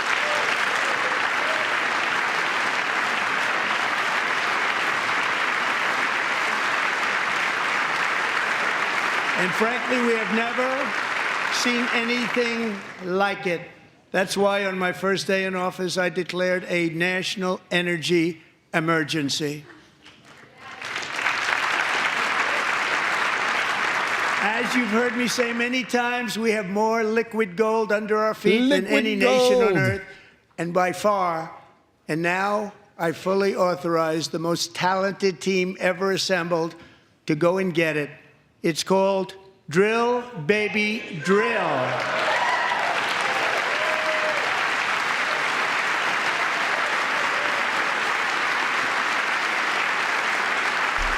Why were they showing Chris Wright, by the way, when they were talking about eggs? I think they got mixed up. My administration is also working on a gigantic natural gas pipeline in Alaska, among the largest in the world, where Japan, South Korea, and other nations want to be our partner with investments of trillions of dollars each. There's never been anything like that one. It will be truly spectacular. It's all set to go. The permitting is gotten. And later this week, I will also take historic action to dramatically expand production of critical minerals and rare earths here in the USA. And also in Ukraine. By the way, if you're just joining us, don't forget, you can drop a super chat on YouTube or a Rumble rant on Rumble, and we'll prop you up there. We'll put you in the super chat showcase.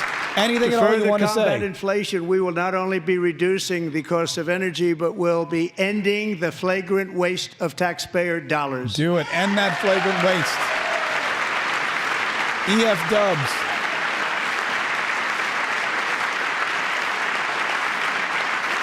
And to that end, I have created the brand new Department of Government Efficiency. Go! Perhaps you've heard of it. There's Elon's shout out. Thank you. Which is headed by Elon Musk, who is in the gallery tonight. Yay!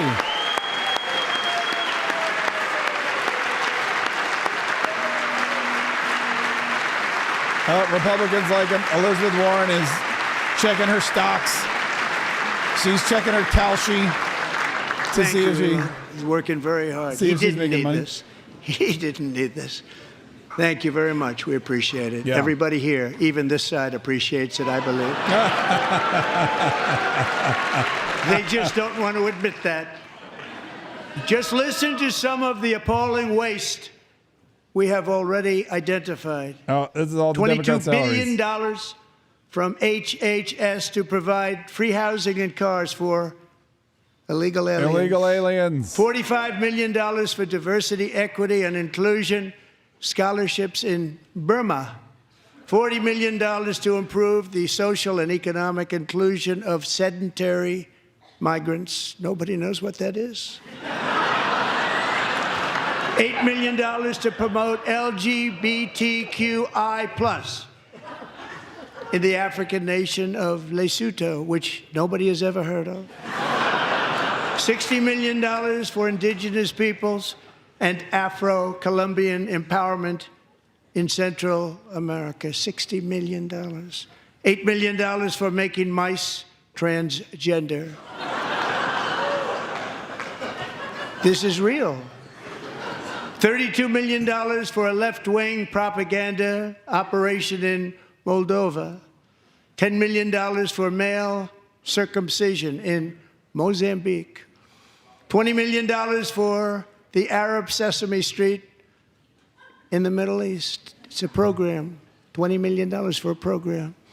$1.9 billion to recently created Decarbonization of Homes Committee, headed up, and we know she's involved. Just at the last moment, the money was passed over by a woman named Stacey Abrams. Have you ever heard of her?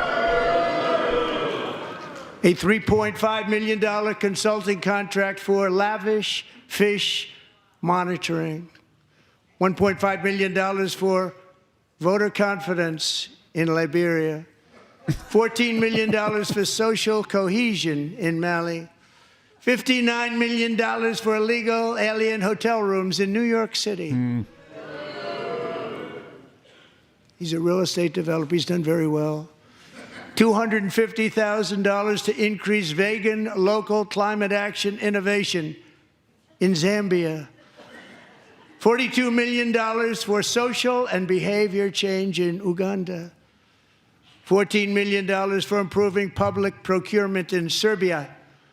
$47 million for improving learning outcomes in Asia. Asia's doing very well with learning. We know what we're doing.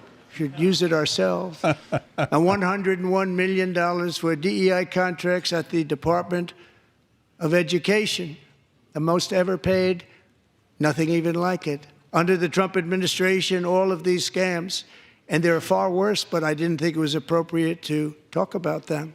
They're so bad.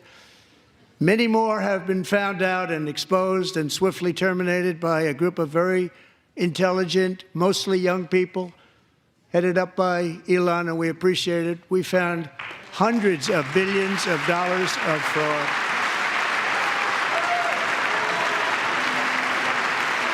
A standing O for Elon. The Democrats, they hate this. They hate this. They're just mostly mad because they have to sell their Teslas. They were like, we've taken back the money and reduced our debt to fight inflation and other things. Taking back a lot of that money. We got it just in time. This is just the beginning. The Government Accountability Office, a federal government office, has estimated annual fraud of over $500 billion in our nation. Man. And we are working very hard to stop it. We're going to. We're also identifying shocking levels of incompetence and probable fraud in the Social Security program for our seniors, and that our seniors and people that we love rely on. Believe it or not, government databases list 4.7 million Social Security members from people aged 100 to 109 years old. It lists 3.6 million people from ages 110 to 119. I don't know any of them. I know some people that are rather elderly, but not quite that elderly. They're there in the chamber with you. 3.47 million people from ages 120 to 129. And thank you. We appreciate that super chat. 3.9 million people from ages 130 to 139. 3.5 million people from ages 140 to 149. And money is being paid to many of them. And we're searching right now. In fact, Pam, good luck. Good luck. You're going to find it. But a lot of money is paid out to people because it just keeps getting paid and nobody does. And it really hurts Social Security and hurts our country. 1.3 million people from ages 150 to 159 and over 130,000 people, according to the Social Security databases, are age over 160 years old. We have a healthier country than I thought, Bobby. Yay.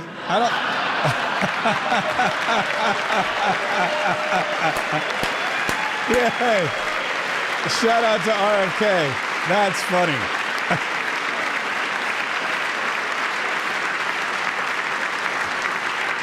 Including, to finish, 1,039 people between the ages of 220 and 229. One person between the age of 240 and 249. And one person is listed at 360 years of age. More than 100 years. More than 100 years older than our country. But we're going to find out where that money's going. And it's not going to be pretty. By slashing all of the fraud, waste, and theft we can find, we will defeat inflation, bring down mortgage rates, lower car payments and grocery prices, protect our seniors, and put more money in the pockets of American families. Woo! More money.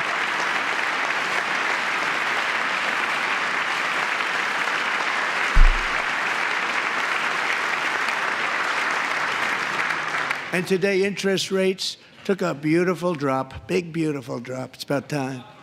And in the near future, I want to do what has not been done in 24 years, balance the federal budget. We're going to balance it.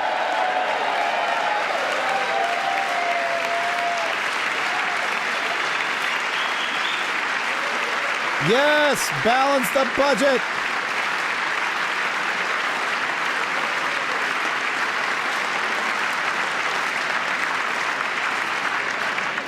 With that goal in mind, we have developed in great detail what we are calling the Gold Card, which goes on sale very, very soon. For $5 million, we will allow the most successful job-creating people from all over the world to buy a path to U.S. citizenship. It's like the green card, but better and more sophisticated. Sonic Teal, thank you very much. These people will have to pay tax in our country. Sonic Teal, we won't have appreciate to pay tax from where they came. The money that they've made, you wouldn't want to do that, but they have to pay tax, create jobs. They'll also be taking people out of colleges and paying for them so that we can keep them in our country instead of having them being forced out. Number one, at the top school, as an example, being forced out and not being allowed to stay and create tremendous numbers of jobs and great success for a company out there. So while we take out the criminals, killers, traffickers, and child predators who are allowed to enter our country under the open border policy of these people, the Democrats, the Biden administration, the open border insane policies that you've allowed to destroy our country, we will now bring in brilliant, hardworking, job-creating people. They're going to pay a lot of money, and we're going to reduce our debt with that money. Look at this, Amy BBB. $50 from Amy BBB. Thank you, Amy BBB. I appreciate that. That's very generous. Have given us a mandate for bold and profound change. For nearly 100 years, the federal bureaucracy has grown until it has crushed our freedoms, ballooned our deficits, and held back America's potential in every possible way. The nation founded by pioneers and risk-takers now drowns under millions and millions of pages of regulations and debt. Approvals that should take 10 days to get instead take 10 years, 15 years, and even 20 years before you're rejected. Meanwhile, we have hundreds of thousands of federal workers who have not been showing up to work. My administration will reclaim power from this unaccountable bureaucracy, and we will restore true democracy to America again. Yeah. Let's go. Restore power to democracy. Let's go. Let's do this. And any federal bureaucrat who resists this change will be removed from office immediately. Makes sense. Because we are draining the swamp. It's very simple. And the days of rule by unelected bureaucrats are over.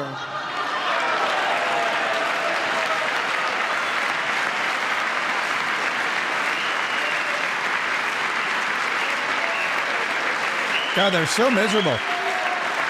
Look at all those Karens. Who keeps voting for all these Karens?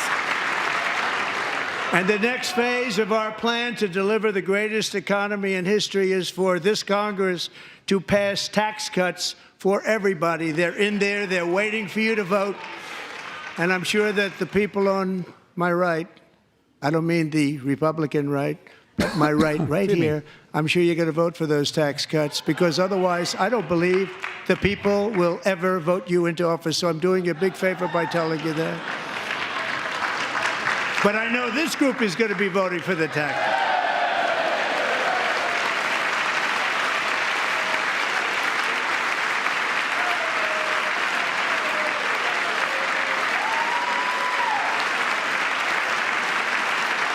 Thank you. It's a very, very big part of our plan. We had tremendous success in our first term with it. A very big part of our plan. We're seeking permanent income tax cuts all across the board. And to get urgently needed relief to Americans hit especially hard by inflation, I'm calling for no tax on tips, no tax on overtime, no tax and on no overtime, tax on Social Security benefits for our great seniors. By the way, do super chats count as tips? I'm going to say they do. Ann Langerhawk, thank you so much for the super sticker. I can't see it, but I can read about it, and it sounds amazing. Oh, wait, I can see it on my phone. Oh, it is amazing. I appreciate you so much. And I also want to make interest payments on car loans tax deductible, but only if the car is made in America. Oh, that's a good one. That's a new one. I hadn't heard that one yet. I like that a lot.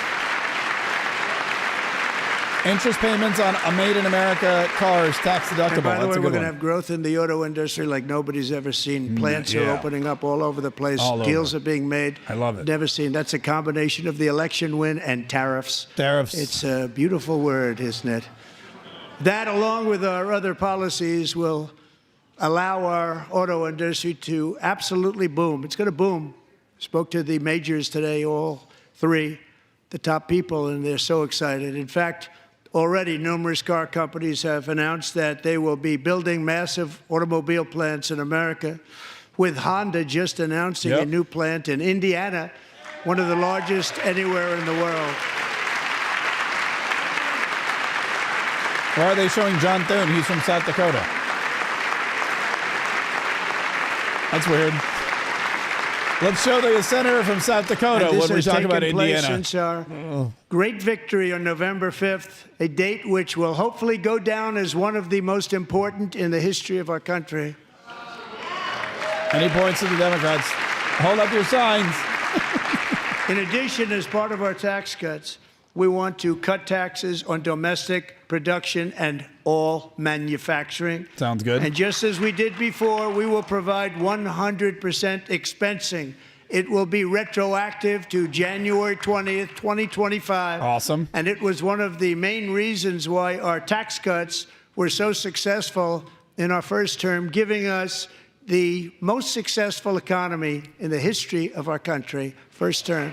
We had a great first term. Woo-hoo.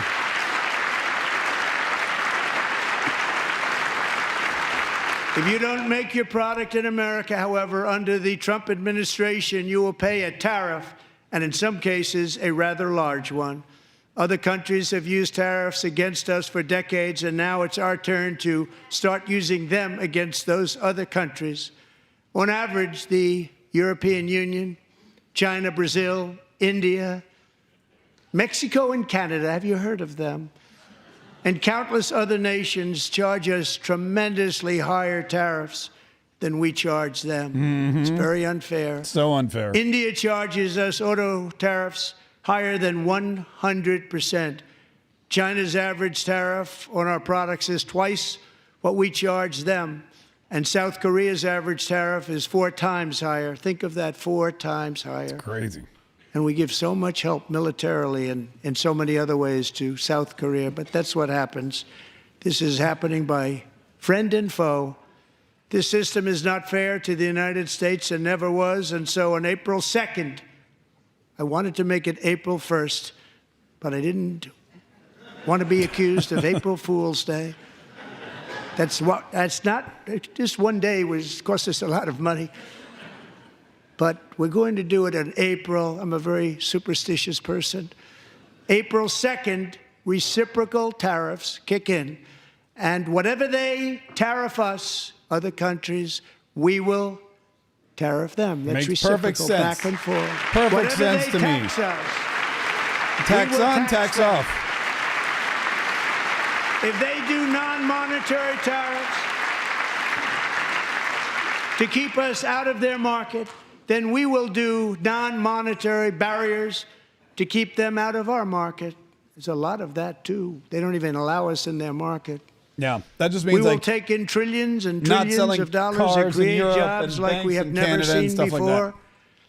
I did it with China, and I did it with others, and the Biden administration couldn't do anything about it because there was so much money they couldn't do anything about it.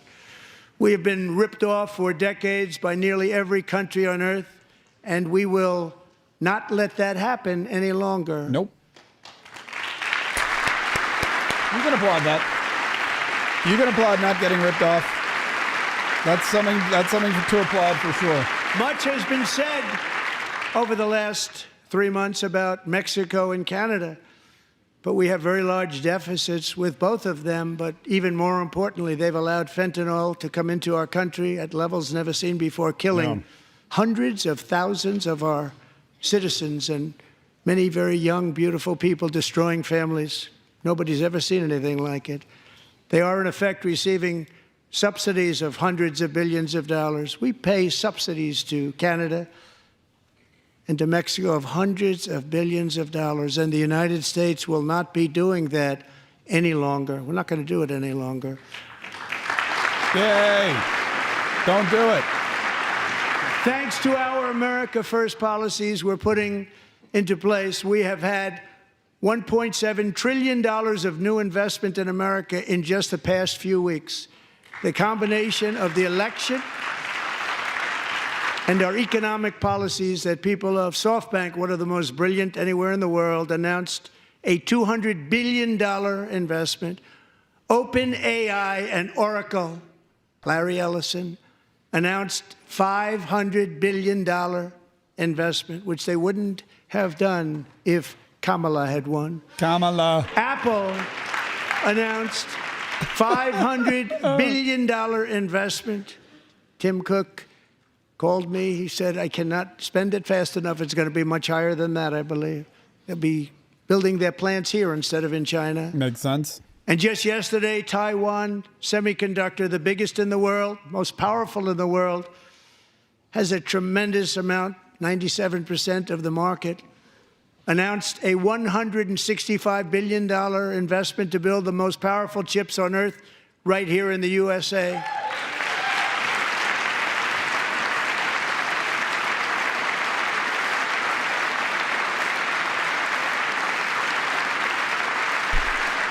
I remember that happened. I watched it live. And we're not giving them any money. Your CHIPS Act is a horrible, horrible thing. We give hundreds of billions of dollars And it doesn't mean a thing. They take our money and they don't spend it. Yeah. All that meant to them, we're giving them no money. All that was important to them was they didn't want to pay the tariffs, so they came and they're building, and many other companies are coming. We don't have to give them money. We just want to protect our businesses and our people, and they will come because they won't have to pay tariffs if they build in America. So it's very amazing. You should get rid of the CHIP Act, and whatever's left over, Mr. Speaker, you should use it to reduce debt or any other reason you want to.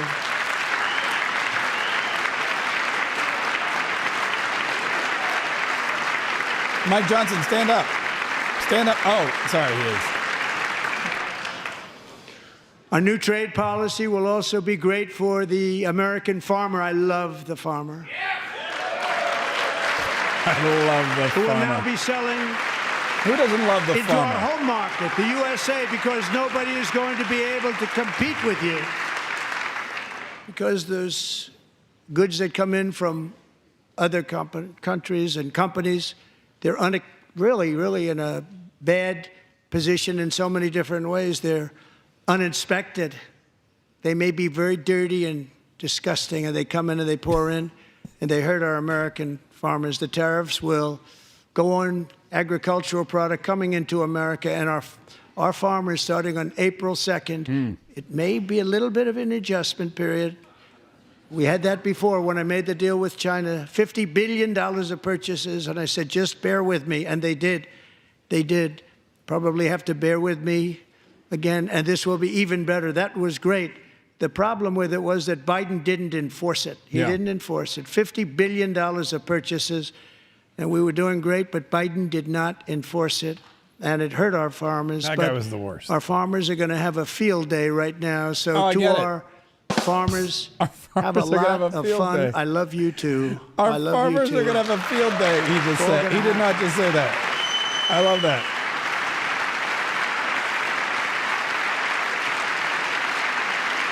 And I have also imposed a 25% tariff on foreign aluminum, copper, lumber, and steel, because if we don't have, as an example, steel and lots of other things, we don't have a military, and frankly, we just won't have a country very long. Here today is a proud American steelworker, fantastic person from Decatur, Alabama, Jeff Denard. Has been working at the same steel plant for 27 years in a job that has allowed him to serve as the captain of his local volunteer fire department, raise 7 children with his beautiful wife, Nicole. Yikes. And over the years, provide a loving home for more than 40 foster children. So great, Jeff. Wow, that's amazing. He's a better guy than I am. 7 kids, volunteer firefighter, 40 foster kids. That guy's a saint. Thank you, Jeff. I'm like Beelzebub compared to that guy. Holy cow. And he's bald. All the best guys Jeff's are bald. remind us FYI. that tariffs are not just about protecting American jobs. No. They're about protecting the soul of our country. Tariffs are about making America rich again and making America great again, and it's happening, and it will happen rather quickly. There'll be a little disturbance, but we're okay with that. A little disturbance. It won't be much. No, you're not. Oh. A little disturbance. They're not okay. And look where Biden took us. Very low, the lowest we've ever been. Jeff, I want to thank you very much, and I also want to recognize another person who has devoted herself to foster care. Gotta roll up my sleeves. Community. She worked so hard on it. A very loving person, our magnificent First Lady of the United States. Melania.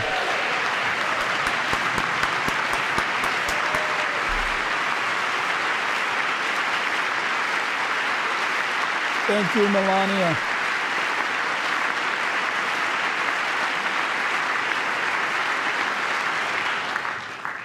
Melania's work has yielded incredible results, helping prepare our nation's future leaders as they enter the workforce. Our First Lady is joined by 2 impressive young women, very impressive. Haley Ferguson, who benefited from the First Lady's Fostering the Future initiative and is poised to complete her education and become a teacher. And Elliston Berry, who became a victim of an illicit deepfake image produced by a peer. With Elliston's help, the Senate just passed the Take It Down Act, and this is so important. Thank you very much, John. John Thune, thank you. Stand up, John. Yay. Thank you, John. Julie, thank you very much for the super chat and the Trump. Are the Democrats not clapping for this? Thank you. Please show me Democrats not clapping And for thank this. you to John Thune and the Senate. Come on. Great job. To criminalize the publication of such images online is terrible, terrible thing. And once it passes the House, I look forward to signing that bill into law. Thank you. And I'm going to use that bill for myself, too, if you don't mind. Because nobody gets treated worse than I do online. Nobody. That's great. Thank you very much to the Senate. Thank you. But if we truly care about protecting Americans' children, no step is more crucial than securing America's borders.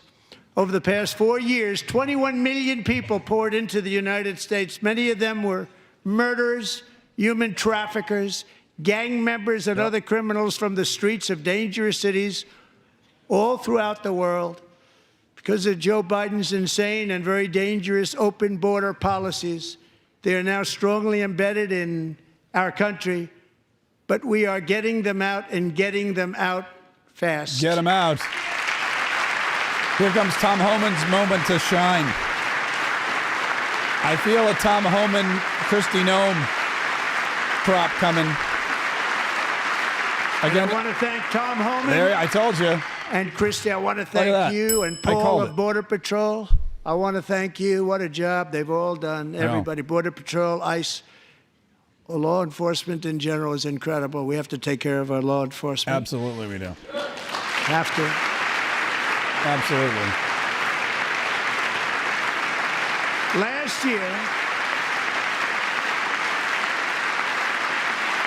are they not applauding for law enforcement? A 22-year-old nursing student named Laken Riley, the best in her class, admired by everybody, went out for a jog on the campus of the University of Georgia. That morning, Laken was viciously attacked, assaulted, beaten, brutalized, and horrifically murdered. Laken was stolen from us by a savage illegal alien gang member who was arrested while trespassing across Biden's open southern border and then set loose into the United States under the heartless policies of that failed administration. It was indeed a failed administration.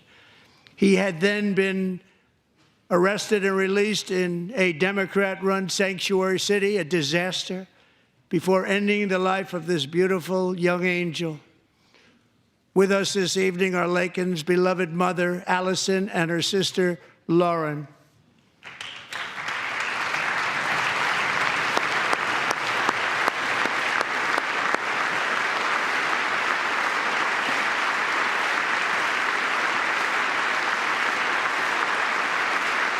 Oh, the Democrats are begrudgingly clapping for Laken Riley.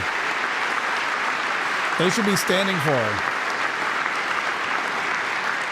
Last year, I told Laken's grieving parents that we would ensure their daughter would not have died in vain. That's why the very first bill I signed into law as your 47th president mandates the detention of all dangerous criminal aliens who threaten public safety. It's a very strong, powerful act.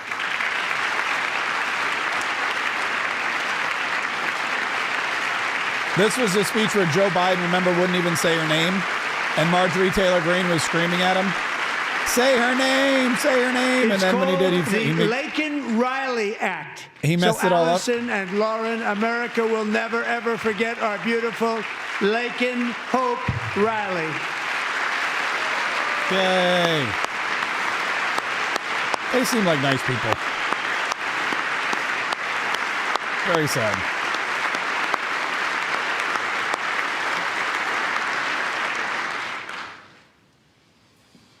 Thank you very much. Since taking office, my administration has launched the most sweeping border and immigration crackdown in American history, and we quickly achieved the lowest numbers of illegal border crossers ever recorded. Thank you.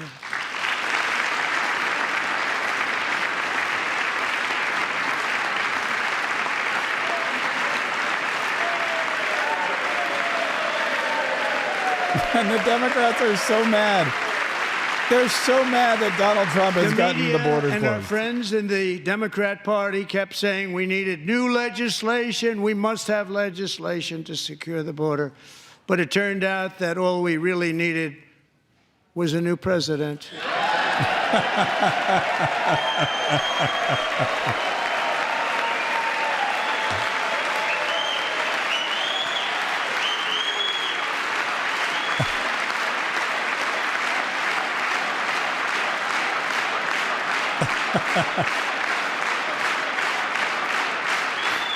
Oh, my God.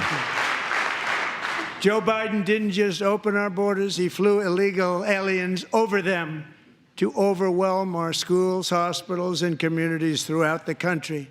Entire towns like Aurora, Colorado, and Springfield, Ohio, buckled under the weight of the migrant occupation and corruption. They're eating the dogs. Like nobody's ever seen before. They're eating the Beautiful cats. towns destroyed. Now, just as I promised in my inaugural address, we are achieving the great liberation of America.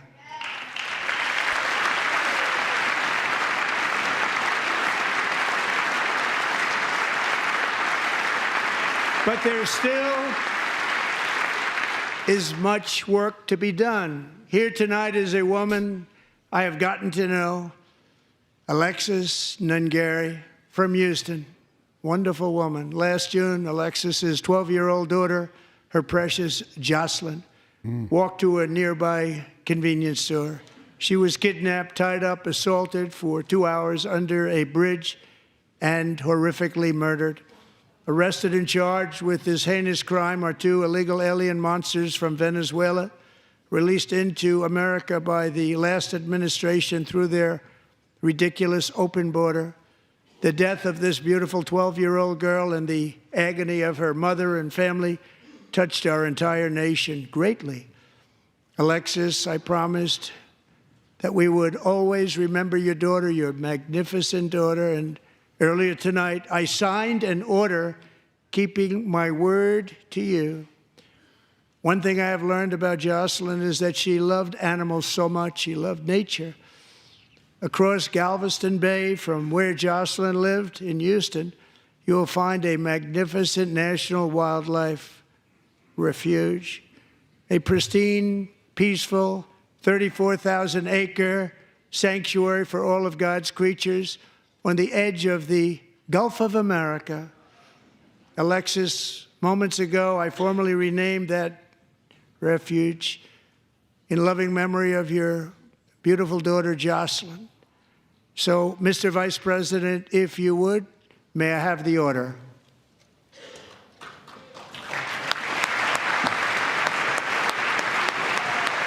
Oh my gosh. This is insanely emotional. This is, wow.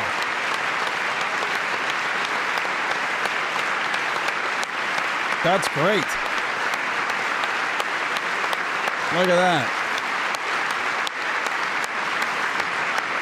Wow. Thank you very much. All 3 savages charged with Jocelyn and Lakin's murders were members of the Venezuelan prison gang, the toughest gang, they say, in the world, known as Tren de Aragua. 2 weeks ago, I officially designated this gang, along with MS-13 and the bloodthirsty Mexican drug cartels, as foreign terrorist organizations. Thank you, Patriot Mama. Thank you, Patriot Mama, for the super chat. Springfield, Ohio here. Thank you, Trump and Vance. That's great. They are now officially in the same category as ISIS, and that's not good for them. Countless thousands of these terrorists were welcomed into the U.S. by the Biden administration. But now every last one will be rounded up and forcibly removed from our country, or, if they're too dangerous, put in jails, standing trial in this country, because we don't want them to come back ever. With us this evening is a warrior on the front lines of that battle, Border Patrol Agent Roberto Ortiz. Roberto. Great guy.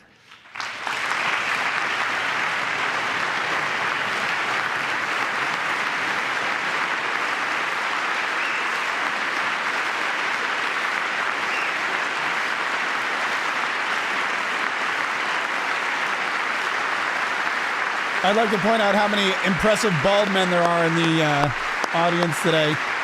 Volunteer firefighters, Border Patrol agents, Tom January, Holman. Roberto Just saying. and another agent were patrolling by the Rio Grande near an area known as Cartel Island. Doesn't sound too nice to me. Nope.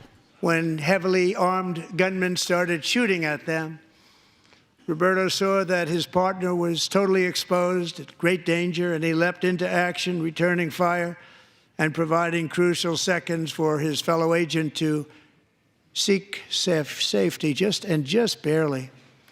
I have some of the prints of that event, and it was not good. Agent Ortiz, we salute you for your great courage and for your line of fire that you took and for the bravery that you showed. We honor you, and we will always honor you. Thank you, Roberto, very much. Thank you, Roberto.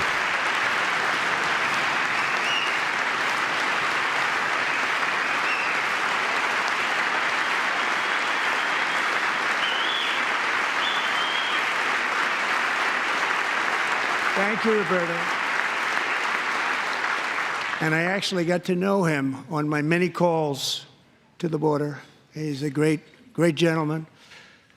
The territory to the immediate south of our border is now dominated entirely by criminal cartels that murder, rape, torture, and exercise total control. They have total control over a whole nation, posing a grave threat to our national security. The cartels are waging war on America, and it's time for America to wage war on the cartels, which we are doing. Oh, Josh. Fellow bald guy. Fantastic. Thank you for the super chat, Josh. 5 nights ago, Mexican authorities, I'm bald too, Mark. because of our tariff policies being imposed on them, think of this, handed over to us 29 of the biggest cartel leaders in their country. Yep. That has never happened before. They want to make us happy. Yep. First time ever. You tell them, Christy. Good job. We need Mexico and Canada to do much more than they've done, and they have to stop the fentanyl and drugs pouring into the USA. They're going to stop it. Stop it. I have sent Congress a detailed funding request laying out exactly how we will eliminate these threats to protect our homeland and complete the largest deportation operation in American history, larger even than current record holder President Dwight D. Eisenhower, a moderate man, but someone who believed very strongly in borders. Americans expect Congress to send me this funding without delay so I can sign it into law. So, Mr. Speaker, John Thune, both of you, I hope you're going to be able to do that, Mr. Speaker. Thank you. Mr. Leader, thank you. Thank you very much. And let's get it to me. I'll sign it so fast, you won't even believe it. David West, go Trump. David, thank you so much. That's very generous. $20 super chat from David West says, go Trump. Yeah, John Thune, get her done. And as we reclaim our sovereignty, get her done. We must also bring back law and order to our cities and towns. I love it. I love the law and order. Law and order. I love the way he says that. It's so great. In recent years, our justice system has been turned upside down by radical left lunatics. Many jurisdictions virtually ceased enforcing the law against dangerous repeat offenders while weaponizing law enforcement against points right at him. Political opponents like me. Great.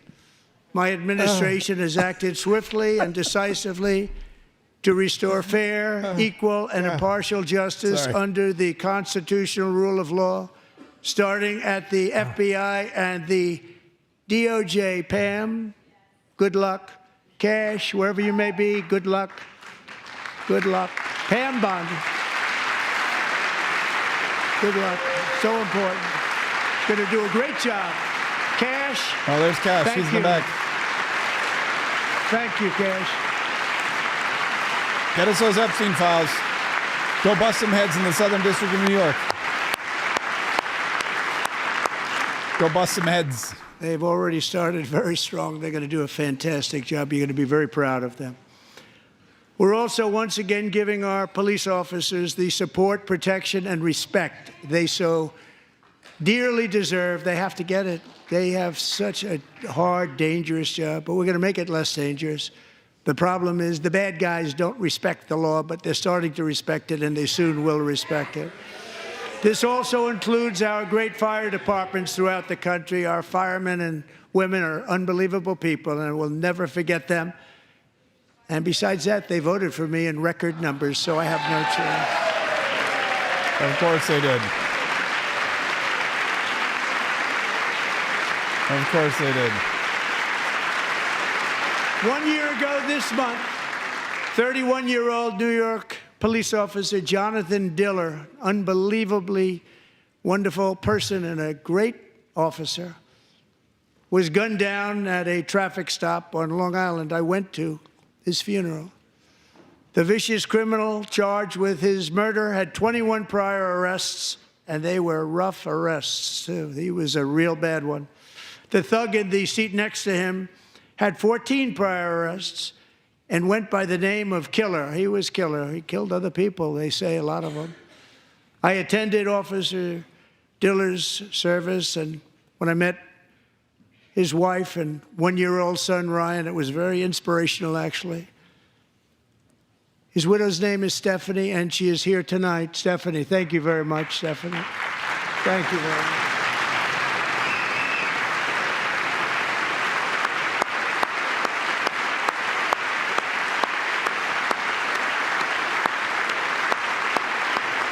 She looks a little uncomfortable, but appreciative. Stephanie, we're going to make sure that Ryan knows his dad was a true hero, New York's finest, and we're going to get these cold-blooded killers and repeat offenders off our streets, and we're going to do it fast. Got to stop it. They get out with 28 arrests. They push people into subway trains. They hit people over the head, back of the head with baseball bats. We got to get them out of here. I've already signed an executive order requiring a mandatory death penalty for anyone who murders a police officer. And tonight I'm asking Congress to pass that policy into permanent law. Do it. Do it, Congress. Freedom Hawk 66, thank you very much. We appreciate your super chat. And look at that.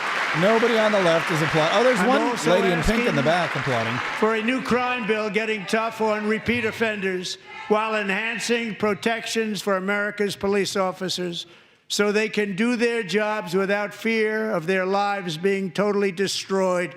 They don't want to be killed. We're not going to let them be killed.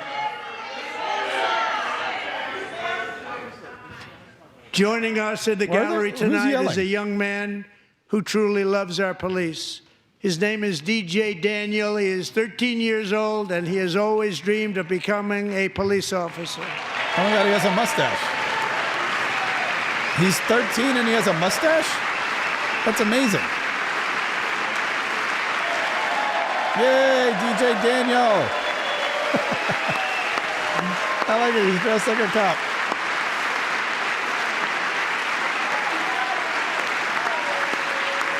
Wait, his dad looks familiar. Lift him up again.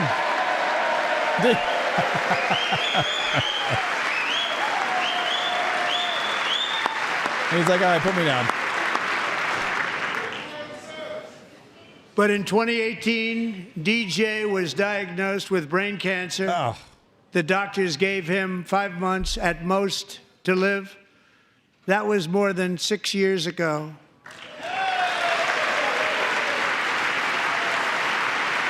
Yeah.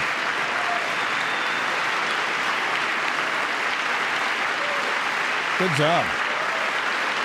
You're not clapping? Okay. Debbie Wasserman Schultz is not clapping for this kid who had cancer? Since that time, DJ and his dad have been on a quest to make his dream come true, and DJ has been sworn in as an honorary law enforcement officer, actually a number of times. The police love him, the police departments love him. And tonight, DJ, we're going to do you the biggest honor of them all. I am asking our new Secret Service Director, Sean Curran, to officially make you an agent of the United States Secret Service. Wow.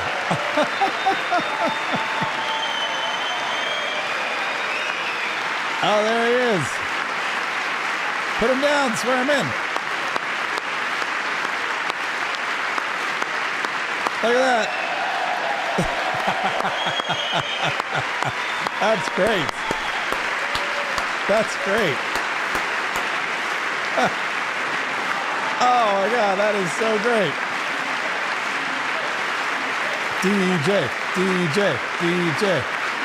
Oh my gosh, he's a member of the Secret Service. That's incredible. Wow. That kid just got sworn into the Secret Service by the President of the United States. That's amazing. DJ's doctors believe his cancer likely came from a chemical he was exposed to when he was younger. Since 1975, rates of child cancer have increased by more than 40%.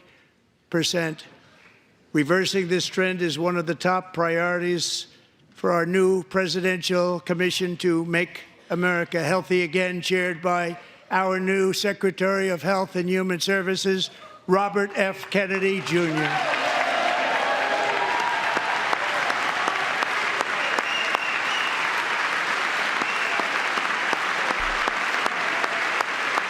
No Democrats will ever applaud for RFK Jr.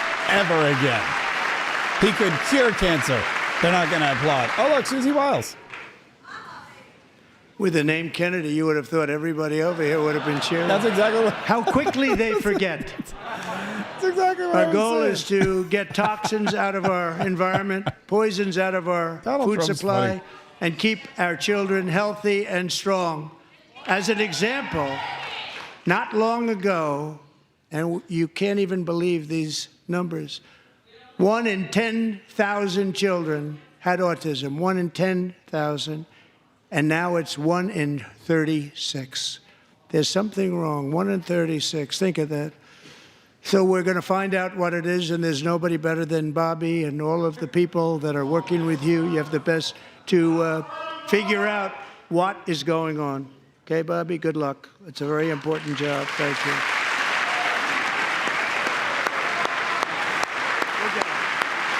Go get him, Tiger.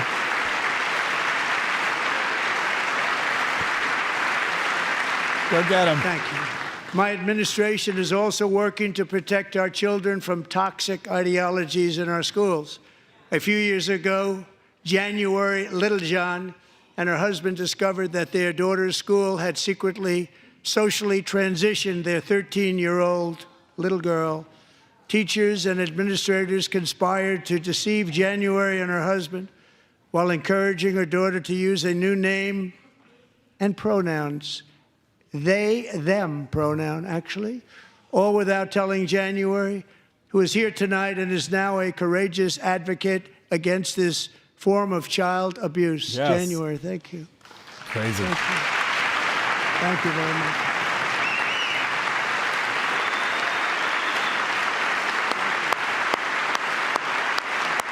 You know, when you hear all of this insanity listed out like one after another, it's incredible. That's the thing. The Democrats, they spread it out, so it wasn't like totally this crazy. Why, but shortly after taking it's office, wild. I signed an executive order banning public schools from indoctrinating our children with transgender ideology. Good.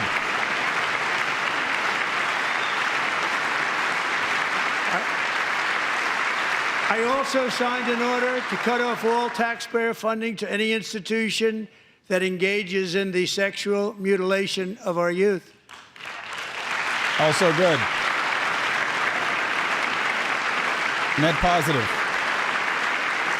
And now I want Congress to pass a bill permanently banning and criminalizing sex changes on children and forever ending the lie that any child is trapped in the wrong body.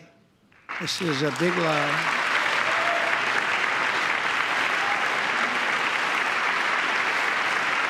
And our message to every child in America is that you are perfect exactly the way God made you. Except Hunter Biden. Sorry. I was going to tell you, he's like older than I am.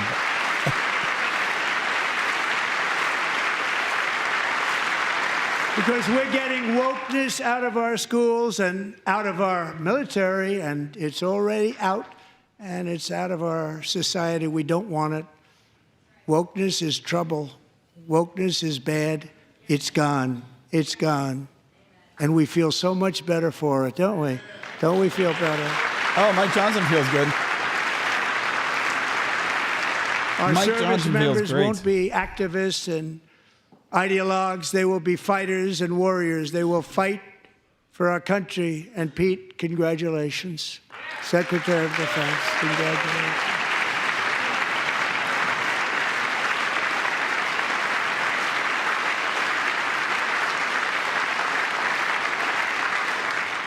And he's not big into the woke movement, I can tell you. I know him well. I am pleased to report that in January, the U.S. Army had its single best recruiting month in 15 years. Fantastic. And that all armed services are having among the best recruiting results ever in the history of our services. Look at that. What a difference. Well, great job. Very nice. Nicely done, recruiters. And you know, it was just a few months ago where the results were exactly the opposite. We couldn't recruit anywhere. We couldn't recruit. Now we're having the best results just about that we've ever had. What a tremendous turnaround. It's really a beautiful thing to see. People love our country again. It's very simple. They love our country, and they love being in our military again. So it's a great thing, and thank you very much. Great job. Thank you.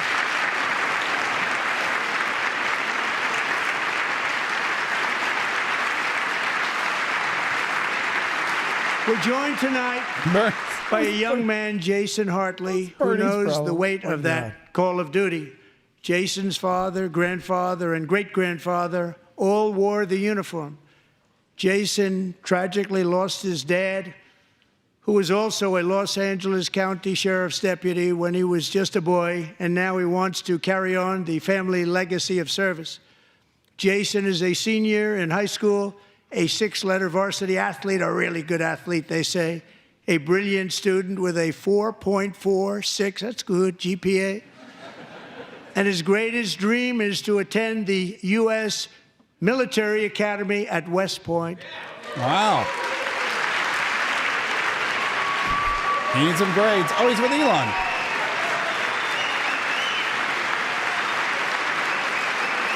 Yo, West Point that ain't no joke. You need the grades, you need the stamina. You're off in this big, it's like this massive fortress out in New York State, in the middle of nowhere on the river. Jason, that's a very big deal getting in. That's a hard one to get into. Yeah, but big deal. I'm pleased to inform you that your application has been accepted. You will Wait, soon what? be joining the Corps of Cadets. Oh my God, what? Oh my gosh. Congratulations, dude. That's amazing. Oh my gosh. Whoa. Can you imagine? Oh, look, DJ just high-fived him. Dude, he just got into West Point. That's wild. Oh my God, he just found out he got into college from Donald Trump. Thank you. Jason, you're going to be on the long gray line, Jason. Oh my gosh. As Commander-in-Chief, my focus is on building the most powerful military of the future. As a first step, I'm asking Congress to fund a state-of-the-art Golden Dome missile defense shield to protect our homeland. Golden Dome. All made in the USA. Let's do it. Golden Dome. I like it. And Ronald Reagan wanted to do it long ago, but the technology just wasn't there, not even close. But now we have the technology. It's incredible, actually. And other places, they have it. Israel has it. Other places have it. And the United States should have it too, right, Tim, right? They should have it too. So I want to thank you. Yeah. But it's a very, very important. This is a very dangerous world. We should have it. We want to be protected, and we're going to protect our citizens like never before. To boost our defense industrial base, we are also going to resurrect the American shipbuilding industry, including commercial shipbuilding and military shipbuilding.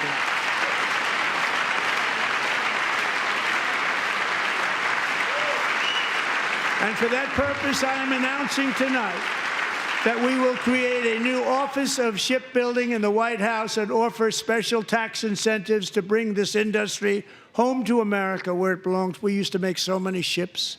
We don't make them anymore very much, but we're going to make them very fast, very soon.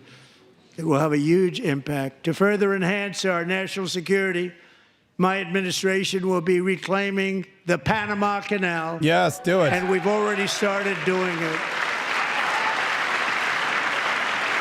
Take it back. Just today, a large American company announced they are buying both ports around the Panama Canal and lots of other things having to do with the Panama Canal and a couple of other canals. The Panama Canal was built by Americans for Americans, not for others, but others could use it. But it was built at tremendous cost of American blood and treasure. 38,000 workers died building the Panama Canal. They died of malaria. They died of snake bites and mosquitoes. Not a nice place to work. They paid them very highly to go there, knowing there was a 25% chance that they would die. The most expensive project also that was ever built in our country's history, if you bring it up to modern day costs. It was given away by the Carter administration for $1. $1. But that agreement has been violated very severely. It's actually a lot less than We didn't give it to China. We gave it to Panama, and we're taking it back. Not only do we not get the dollar, but we have to pay millions for them to build an army to protect it. So it actually cost us even more money. We never actually got the dollar, but it sounds good. And we have Marco Rubio in charge. Good luck, Marco. Good luck, Marco. We know who to blame if anything goes wrong. Marco's been amazing, and he's going to do a great job. Think of it. He got 100 votes. 99. You know, he was approved with actually 99, but the 100th was this gentleman, and I feel very certain. So let's assume he got 100 votes. And I'm either very, very happy about that or I'm very concerned about it.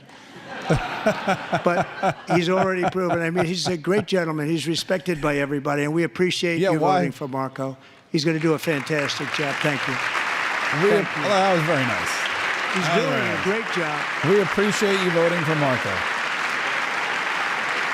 It's true. The only unanimous vote was for Marco Rubio to be Secretary of State. And I also have a message tonight for the incredible people of Greenland. Oh. We strongly support your right to determine your own future.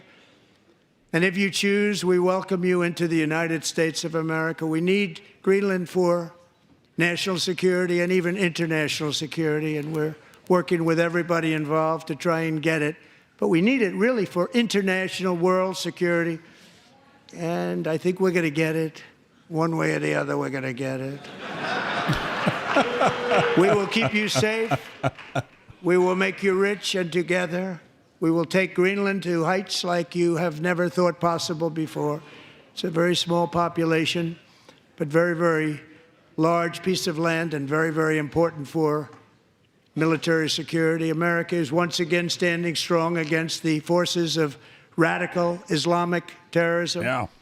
3.5 years ago, ISIS terrorists killed 13 American service members and countless others in the Abbey Gate bombing during the disastrous and incompetent withdrawal from Afghanistan. Not that they were withdrawing, it was the way they withdrew. Perhaps the most embarrassing moment in the history of our country. Tonight, I am pleased to announce that we have just apprehended the top terrorist responsible for that atrocity, and he is right now on his way here to face the swift sword of American justice. Nice.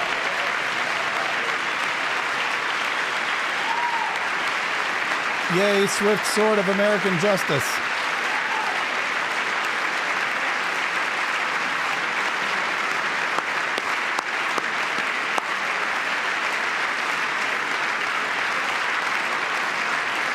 And I want to thank especially the government of Pakistan for helping arrest this monster.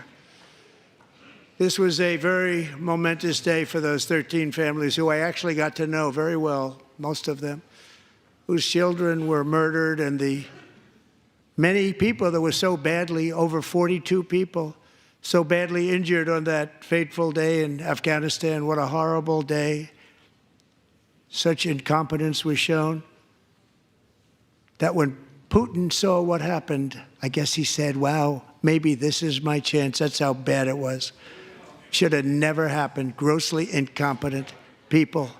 I spoke to many of the parents and loved ones, and they're all in our hearts tonight.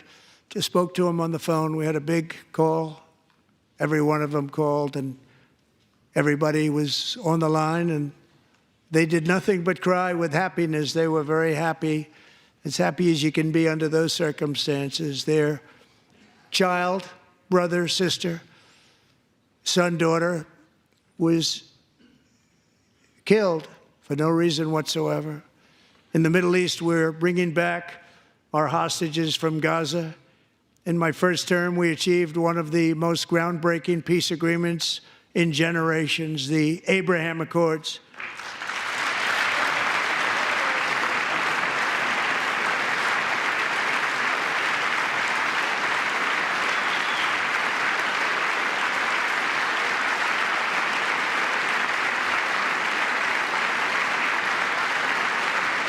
And now we're going to build on that foundation to create a more peaceful and prosperous future for the entire region. A lot of things are happening in the Middle East. People have been talking about that so much lately with everything going on with Ukraine and Russia. But a lot of things are happening in the Middle East. It's a rough neighborhood, actually. I'm also working tirelessly to end the savage conflict in Ukraine.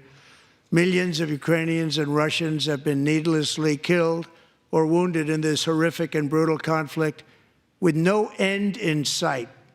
The United States has sent hundreds of billions of dollars to support Ukraine's defense with no security, with no anything. They're applauding.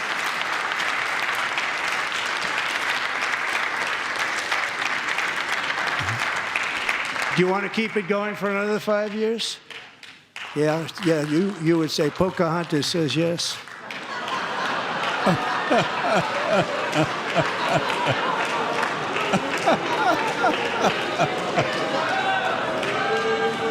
uh, 2,000 people are being killed every single week. More than that.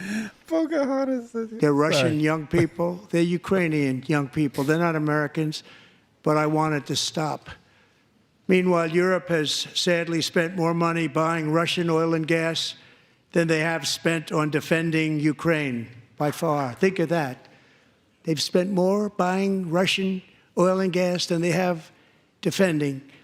And we've spent perhaps $350 billion, like taking candy from a baby. That's what happened. And they've spent $100 billion. What a difference that is. And we have an ocean separating us, and they don't. But we're getting along very well with them, and lots of good things are happening. Biden has authorized more money in this fight than Europe has spent by billions and billions of dollars. It's hard to believe that they wouldn't have stopped it and said at some point, come on, let's equalize. You got to be equal to us. But that didn't happen. Earlier today, I received an important letter from President Zelensky of Ukraine. There it is. The letter reads, Ukraine is ready to come to the negotiating table as soon as possible to bring lasting peace closer. Nobody wants peace more than the Ukrainians, he said.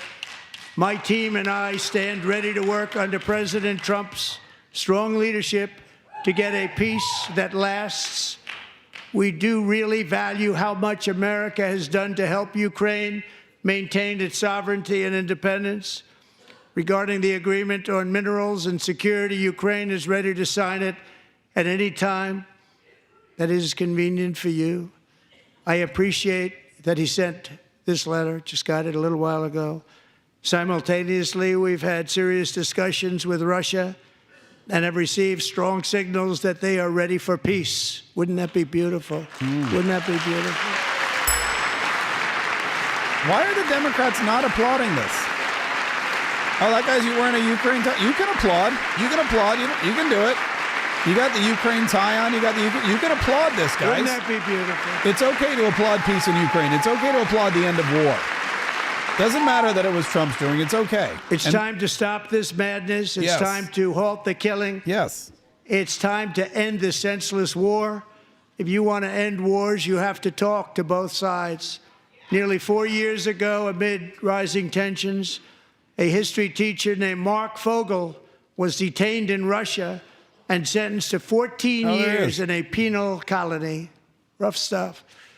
The previous administration barely lifted a finger to help him. They knew he was innocent, but they had no idea where to begin. But last summer, I promised his 95-year-old mother, Malphine, that we would bring her boy safely back home. After 22 days in office, I did just that, and they are here tonight. Yay, Mark Fogel. By the way, thank you, Sonic Teal. Sonic Teal, we appreciate you very much. Thank you so much for the super chat. Love you, President Trump. He loves you, too. If he were here, he'd tell you. I remember when Mark Fogel came home. It was like snowing, and they pulled him in, and they made him speak in the middle of the vestibule. Adam Schiff is such a useless you-know-what.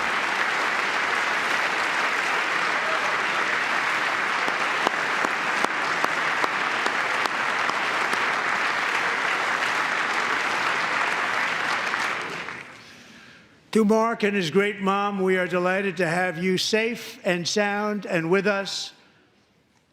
As fate would have it, Mark Fogel was born in a small rural town in Butler, Pennsylvania. Have you heard of it? Wow. Where his mother has lived for the past 78 years.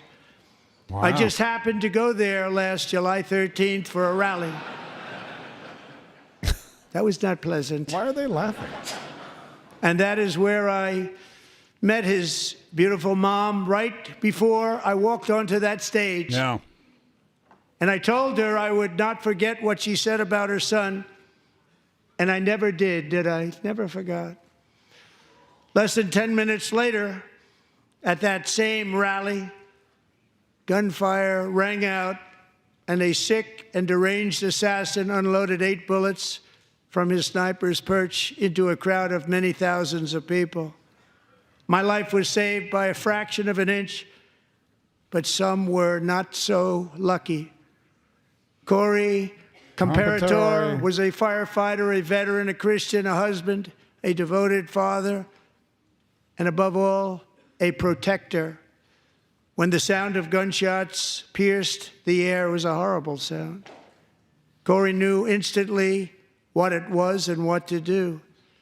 He threw himself on top of his wife and daughters and shielded them from the bullets with his own body. Corey was hit really hard. You know the story from there. He sacrificed his life to save theirs. 2 others, very fine people, were also seriously hit. But thankfully, with the help of 2 great country doctors, we thought they were gone and they were saved. So those doctors had great talent. We're joined by Corey's wife, Helen, who was his high school sweetheart, and their two beloved daughters, Allison and Kaye.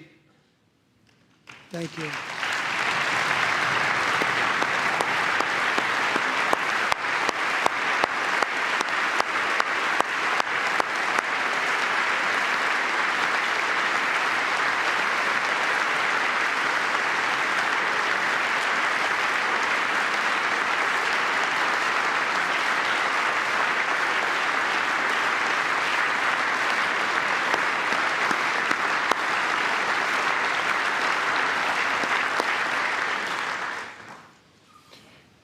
To Helen, Allison, and Kaye, Corey is looking down on his three beautiful ladies right now, and he is cheering you on. He loves you. He is cheering you on.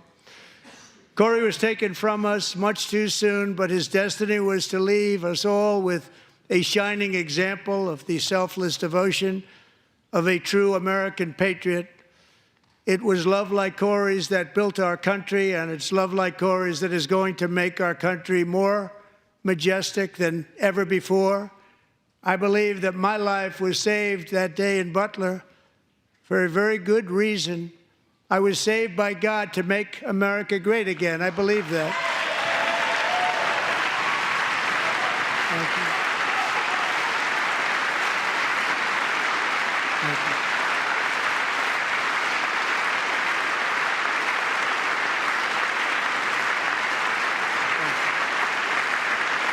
I believe it.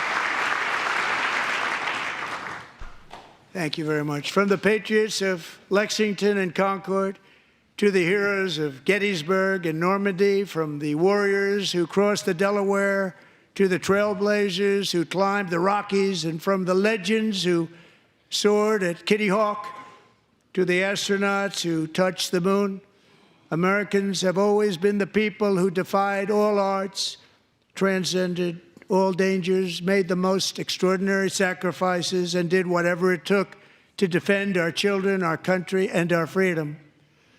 And as we have seen in this chamber tonight, that same strength, faith, love, and spirit is still alive and thriving in the hearts of the American people. Despite the best efforts of those who would try to censor us, silence us, break us, destroy us, Americans are today a proud, free, sovereign, and independent nation that will always be free, and we will fight for it till death. We will never let anything happen to our beloved country, because we are a country of doers, dreamers, fighters, and survivors. Our ancestors crossed a vast ocean, strode into the unknown wilderness, and carved their fortunes from the rock and soil of a perilous and very dangerous frontier. They chased our destiny across a boundless continent. They built the railroads, laid the highways, and graced the world with American marvels like the Empire State Building, the mighty Hoover Dam, and the towering Golden Gate Bridge. They lit the world with electricity, broke free of the force of gravity, fired up the engines of American industry, vanquished the communists, fascists, and Marxists all over the world, and gave us countless modern wonders sculptured out of iron, glass, and steel. We stand on the shoulders of these pioneers who won and built the modern age, these workers who poured their sweat into the skylines of our cities, these warriors who shed their blood on fields of battle and gave everything they had for our rights and for our freedom. Now it is our time to take up the righteous cause of American liberty. And it is our turn to take America's destiny into our own hands and begin the most thrilling days in the history of our country. This will be our greatest era. With God's help, over the next 4 years, we are going to lead this nation even higher, and we are going to forge the freest, most advanced, most dynamic, and most dominant civilization ever to exist on the face of this earth. We are going to create the highest quality of life, build the safest and wealthiest and healthiest and most vital communities anywhere in the world. We are going to conquer the vast frontiers of science, and we're going to lead humanity into space and plant the American flag on the planet Mars and even far beyond.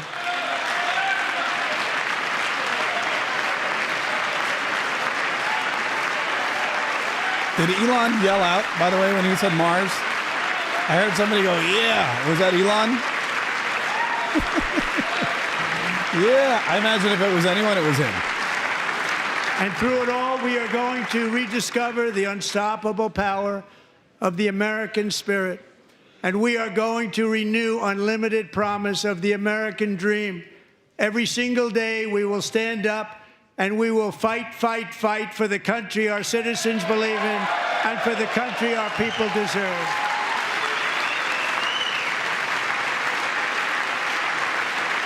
Oh, look at Lauren Boebert. She's so excited. I thought we might get a USA here. We didn't get a USA. Oh, fight. We got to fight, fight, fight. Close enough. I was close.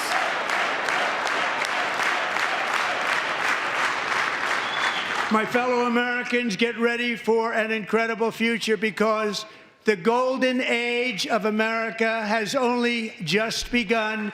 It will be like nothing that has ever been seen before. Thank you, God bless you, and God bless America. Oh my God, I'm so jazzed. I'm so excited. I'm so excited for America. I'm excited for you, for me, for all of us. Everybody. If you're in America, you should be excited. Oh, God, they're leaving. Yeah, get out. The party poopers are evacuating. Nancy Pelosi, it's way past her bedtime. She's got to get her ski poles. Whole half of the chamber's clearing out. That's great. Melania's giving side-eye to the Democrats. Donald Trump's having a... Look at this. This was fantastic. Oh, Justice Alito is clapping. He's not actually supposed to clap. Justice Alito is not supposed to show any emotion, but I imagine that, you know, look, it's okay. He's going to retire soon. I imagine before too long we're going to get an announcement that Justice Alito's retiring. Probably Clarence Thomas will also retire. They'll probably both do it while we have a Senate that is Republican majority. That way Donald Trump can choose the next the next nominees rather for the Supreme Court, and they can be cleared through the Senate fairly easily. Anyway, what a great speech. Huh? That was a fantastic speech. Rip-roaring, exciting, funny. I laughed out loud so many times. Donald Trump with some off-the-cuff quips about the Democrats, pointing out the Democrats when he talked about the lunatics on the left. It was really great. The guests, the little kid, DJ Daniel, who got sworn into the Secret Service. The other guy, the kid, I forget his name, but he found out that he was going to West Point live. I mean, come on. For college, if you ever had a kid that goes to college or is getting accepted to college or whatever, just waiting to hear that, it's just incredible. This is one of those traditional Donald Trump speeches where it starts good, and it gets better, and by the end of it, you're like, I forgot I was live, actually. I'm going to be honest with you. By the last like 15 minutes, I forgot we were live streaming. I forgot I was here talking to you guys live. I was just enveloped in the speech. The whole vision of the past, the people that fought, the blood on the fields of Gettysburg, the structures in the sky, the skyscrapers made of steel and glass, that whole... I got to go back and listen to it all again because it was fantabulous, inspiring.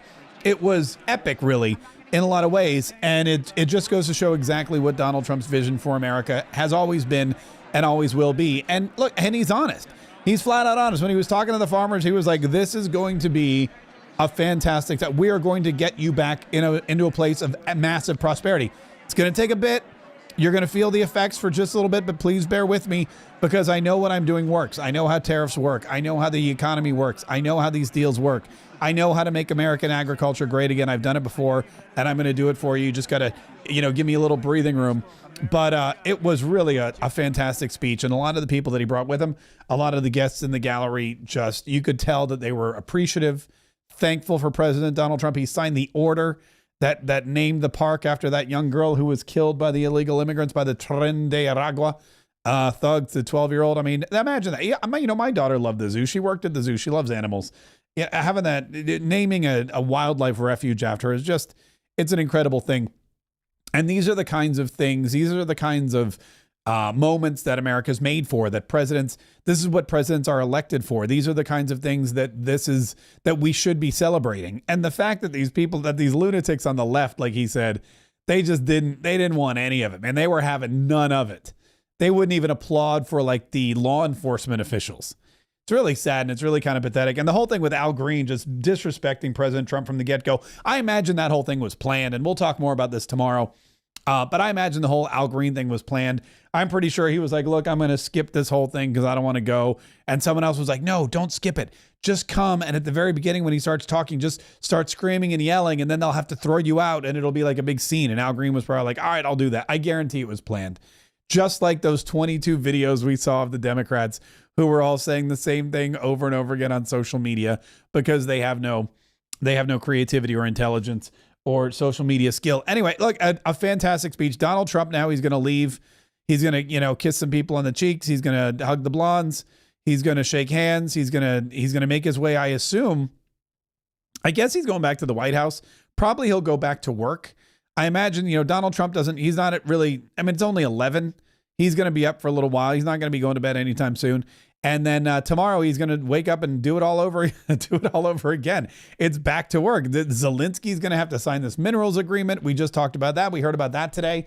So that was a real feather in his cap. And really, as he was talking, it dawned on me that every complaint the Democrats had leading up until tonight, he's kind of shut down.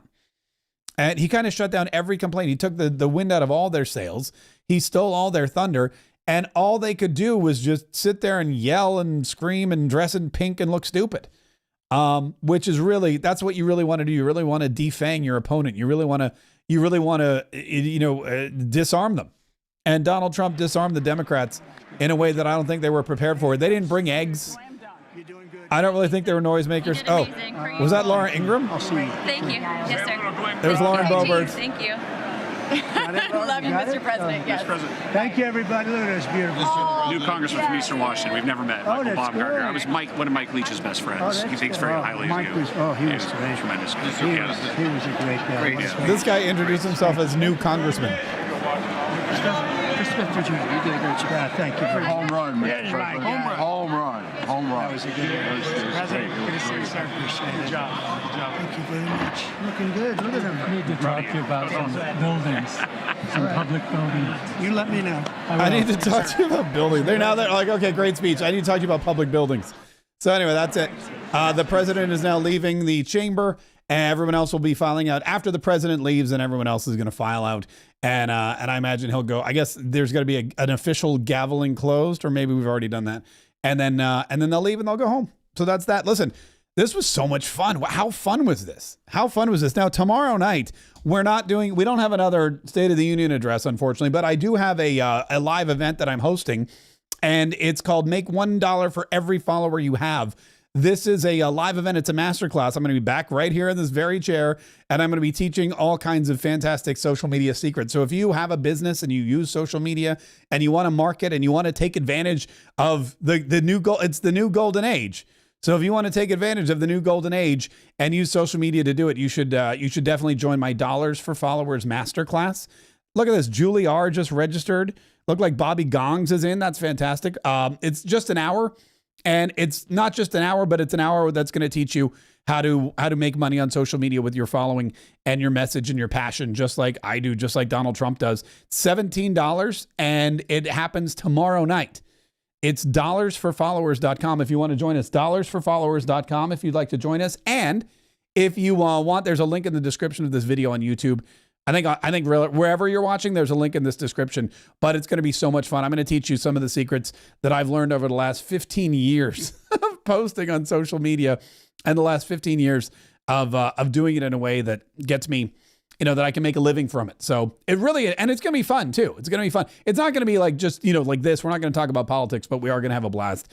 So dollarsforfollowers.com if you'd like to join us and learn some of those secrets. Thank you guys so much. I got to go prepare for tomorrow now. Tomorrow morning. I got a 47 Daily podcast I have to do in the morning. You can catch that at the47daily.com. Then we've got Mark Kaye Saves the Republic at noon. It's going to be another busy day. Every single day since Donald Trump took office it just gets busier and busier, doesn't it? And there's going to be news. There's going to be breaking news. There's going to be press conferences. There's going to be all kinds of stuff. So listen, if you're brand new here, if you just stumbled on us, make sure you subscribe because there's, like I said, there's always news. There's always new content coming out. We want to make sure you don't miss any of it. Subscribe, hit the like button, hit those notifications, and we will see you hopefully very, very soon. We do a morning podcast that's recorded, and we're live every single day, noon to about 1:30-ish Eastern time for Mark Kaye Saves the Republic. Hey, thanks, guys, for joining me. Thank you for all of the super chats.